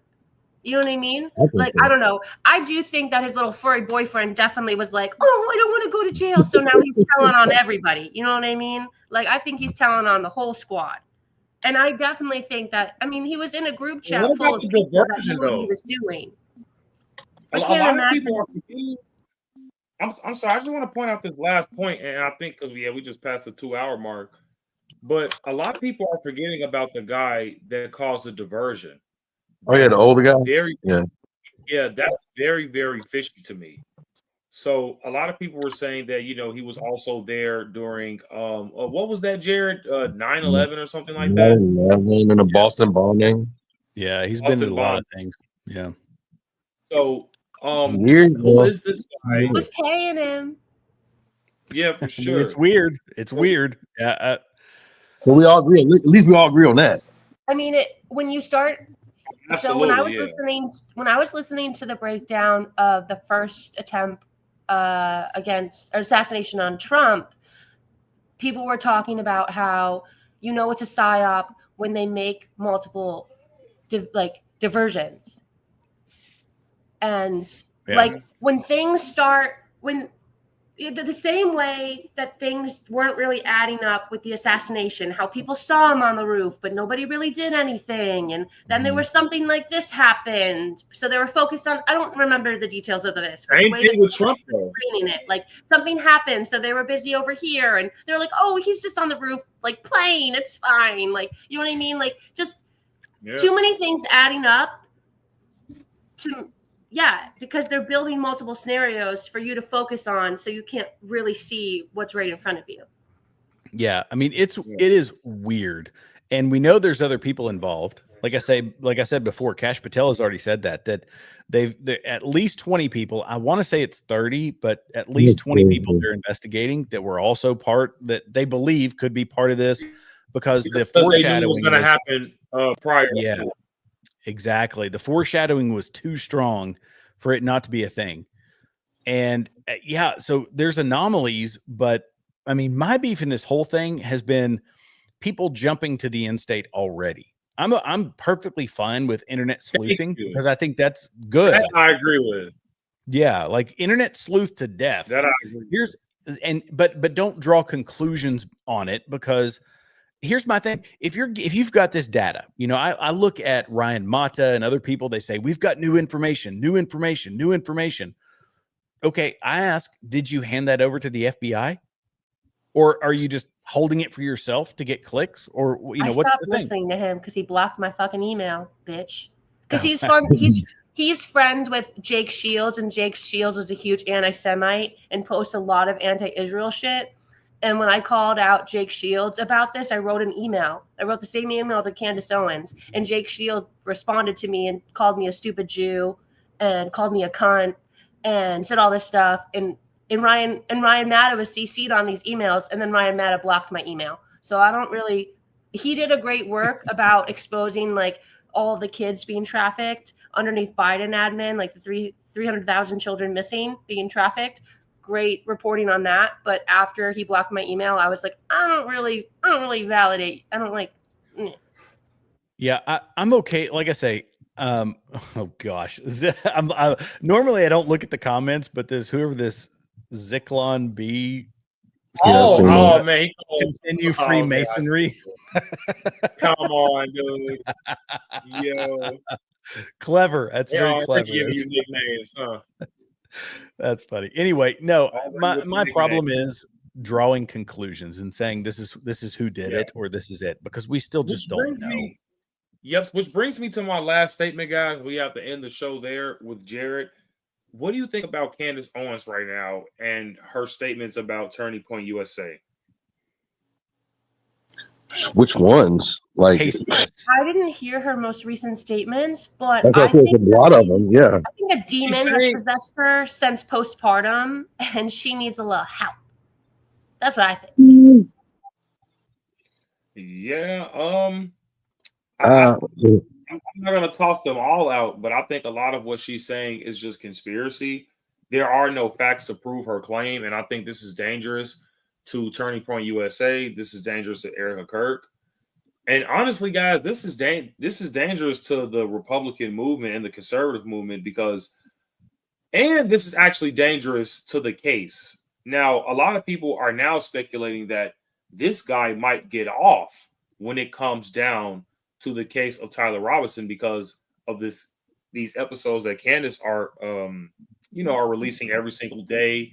And there's new evidence in her opinion that's coming out when it comes to it being a female accomplice. Not throwing that out just yet. That could be the case because, like Jared said, there are over 20 people that are being investigated. But that's what she's saying, in my opinion, doesn't really prove anything as of right now. But Vashon, can I say that this has been my consistent argument against Candace, and Guillotine in the comments is correct. MAGA is broken, but she does this thing where she says, "Oh, I've got receipts. I spoke to this person. I spoke to that person," and then she follows that up with speculation, assumption, And nothing, feeling, yeah. vibe, and everybody traces it back to the initial fact, which I will put that in air quotes, that fact that she has, or that inside intel. So they assume that everything that she says is factual. And that is so wildly misleading. And she's been proven wrong time and time again. In fact, the Charlie Kirk letter was the most recent one where she was proven entirely wrong. That, he pulled two sentences. Show us the whole letter. Show us the whole letter. They show the whole letter, and she says, "I'm so disappointed in Turning Point USA." So now it's Turning Point USA's fault. It's so disingenuous, and she's made in the past 28 days, based on view stats, made $500,000 just in AdSense revenue. Not to mention all of the merch that she's sold. She's made 7 figures easily on this, and she keeps running with it. Mm-hmm. Candace is most likely receiving money from Qatar, and her husband, if I'm not mistaken, is connected to the royal family in some way. He's worth almost $250 million. $100 million. Yeah. So she's sitting pretty, and he can take any lawsuit that comes their way. So she can spew on her channel whatever she wants, and that's how she makes her money. Mm-hmm. And also the problem here is I was just listening to, I think, Andy No on a different podcast, but like what's happening is one AI website that looks like a newspaper will post an article, and then it gets into the cycle of the internet, and it becomes fact. And then multiple channels pick it up, but it's all linked back to this one sus article online. And it's the same thing that Candace is doing. She has such a large platform that she can speak things that are fact, and then other people will hear it like clickbait on TikTok or sound bites on Instagram or whatever. And then other people are going to go spew it word of mouth, and people are going to, it just recycles from there. And people think that that's truth. And they never go fact check it. If they try to fact check it, they're going to go on Google, and there's going to be 5-10 articles all saying that Candace is right. Well, Vashon and I had this conversation with Didi on his podcast that this right here, these microphones are very, very powerful. They're very powerful. People take any commentator, every commentator out there, and say, I trust the person who has invested the time and the research and the energy to do all these things. I'm going to listen to them because we are replacing the mainstream media. Mainstream news. Right. And it used to be the mainstream media saying, here's all the facts. Now, we admit that we're opinion people, and I try to make a point of doing that every time I do a show, is that I'm an opinion guy. So here's my opinion. Don't take my word for it. Go out and do your own research and prove it or disprove it, whatever. That's fine. Or we'll have a debate about it. But people like Candace have gone out and just said, nope, I'm going to take the power of this microphone and spout my own, I'm just going to wax poetic to the internet. And I don't care if it misleads people or not. And she did that with the letter She said, can somebody, she had already said that this was a letter, that it was mischaracterized and all that. And she said, can somebody fact check me on that? Was this a letter? Was it an email? Yeah. It's like, well, you're made the claim. Contradicting yourself. Yeah, you made the claim. So, right. No, Anyway. I'm sorry. I'm sorry, Jerry. I was just saying that you're good, she man. definitely contradicted herself within that same statement. And I wanted to respond to Detroit before we end this show. And we can actually debate about this next time, Detroit, because you kind of came in a little late. But he says this has always been Candace, but the right has loved it until it was against their own. Yeah. I don't totally agree with that. I don't agree with that. No. I think Candace has actually just not saying she fell off the deep end, but she's actually going through something. I believe she knows something or been through something that she's not speaking about, and I think something hurt her because she's nowhere near she was 6 years ago, 4 or 5 years ago. But you know, guys, I had somebody that came on my channel and they brought to light, I didn't even know this, that she used to run a doxing channel back in 2017, something like that. That she was running a channel doxing people. And it was, she was doxing even minors in some cases, doxing people. Like, it's this whole information campaign she was on back then. There's a few articles about it, and when the stuff I've read, I'm not going to draw any long conclusions about it or any definitive conclusions, but it seemed very shady that back then she was into this whole deception thing, and she's kind of into the same thing now, but she was able to monetize siding with the right. And I don't want to draw, look, I don't want to say that that's absolutely true. So take that as entire speculation and, assumption. But I had some people bring some things in my comment section that were very, very enlightening. I mean, there's a lot of people that are going to be starting their own podcast and wanting to be influential, like Candace or Tucker or Nick Fuentes or whatever. And you're going to get nefarious people that you might not know be Qatar or Russia or China. Like, they're behind a company being like, oh, hey, we'll sponsor you. Oh, hey, like, here, take some money from us. And it's happening to lots of commentators. And they might only be told to speak nicely about Pakistan or nicely about Ukraine. But that also impacts all of their other reporting. I mean, this is it took me over 2 years to get out of the Palestine psyop to get to I used to watch MSNBC, and then I went to the Young Turks, and then I had to go through all the other channels. I had to go so fucking far. And so now that I watch the people I watch, it's because they had to get credibility from all of the fucking bullshit that I had to listen to for years. And it takes a long time. Like, if you're not in this space following up almost every day, like, again, I'll bring this up about my friend and then I'll shut up. But my friend, I would send her the same stuff I send you guys in the group chat every day about ICE, about Trump, about whatever. And she's like, yeah. And then next thing you know, if we don't talk for a week and she goes back in the, Instagram, back into the, the metaverse, she like gets brainwashed again and forgets all about it. Matrix, that's what we call it. It's really hard to stay in the truth when everything around us is trying to manipulate us and make us, I don't know, support the Antichrist, basically.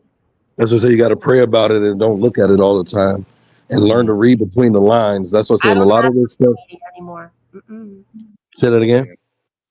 I deleted all of my social media after I got over the Palestine psyop. I was like, never again am I going to be a part of this bullshit. Because I was like briefly a part of the BLM bullshit.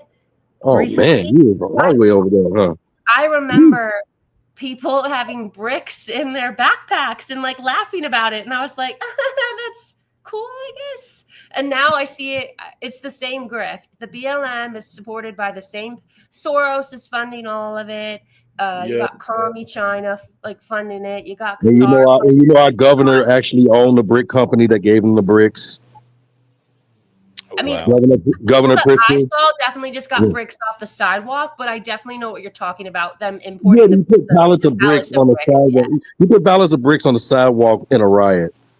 Right. Well, recently, I've been watching like the anti-ICE protest, and they all have dude is trolling, y'all. You see that? That are pink. They're all pink, and I'm like, you guys all got them donated from the same place. Yeah. So, guys, it's like I want to respond to. No, I'm sorry. I just want to respond to this last comment, and we're just going to end the Detroit. I sent you a link, so you could have joined if you wanted to, critique the live. I'm single for all Israelis. But he said if you want to make money, Israel is paying $7,000 for every positive post about the IDF, and what that say? And how much does a soul cost? I mean, what is your proof of that?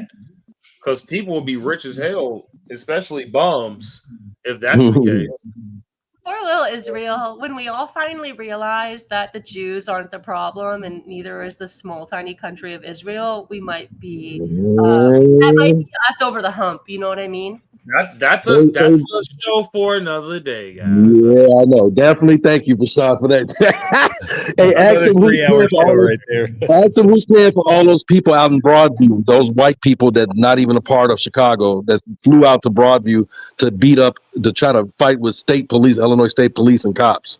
Where those white people come from? Who paid them to get here? Who flew them here? Giving them free water. They got tables of water and goodies. How did they get here? Look at people. Those people are not Chicagoans, and you know it, Bashar, right? No, they definitely are not, because I actually confronted these people. So we'll They're talk about it. That's what I want to know. And who paid for it? Which part of the small head team paid for it? Which part of the small head team paid for it? Our tax dollars funding it, but yes. Yeah, but yeah, guys, we are almost at the 2 hour 30-minute mark. Hey, Jared, thank you so much for joining. Jared, I love you guys. Yes, sir. Thanks, Deontay. Thank you, Squid, for fact checking. No problem, man. Thank you. Yep, I'll see you guys next time, and I'm out of here. Peace out. Peace out. Can we do another one Sunday or what? What day? Sunday. Yep, Sunday, guys. We'll see you Sunday. Yeah, thanks, bro. Okay. Appreciate you. Yep, no problem.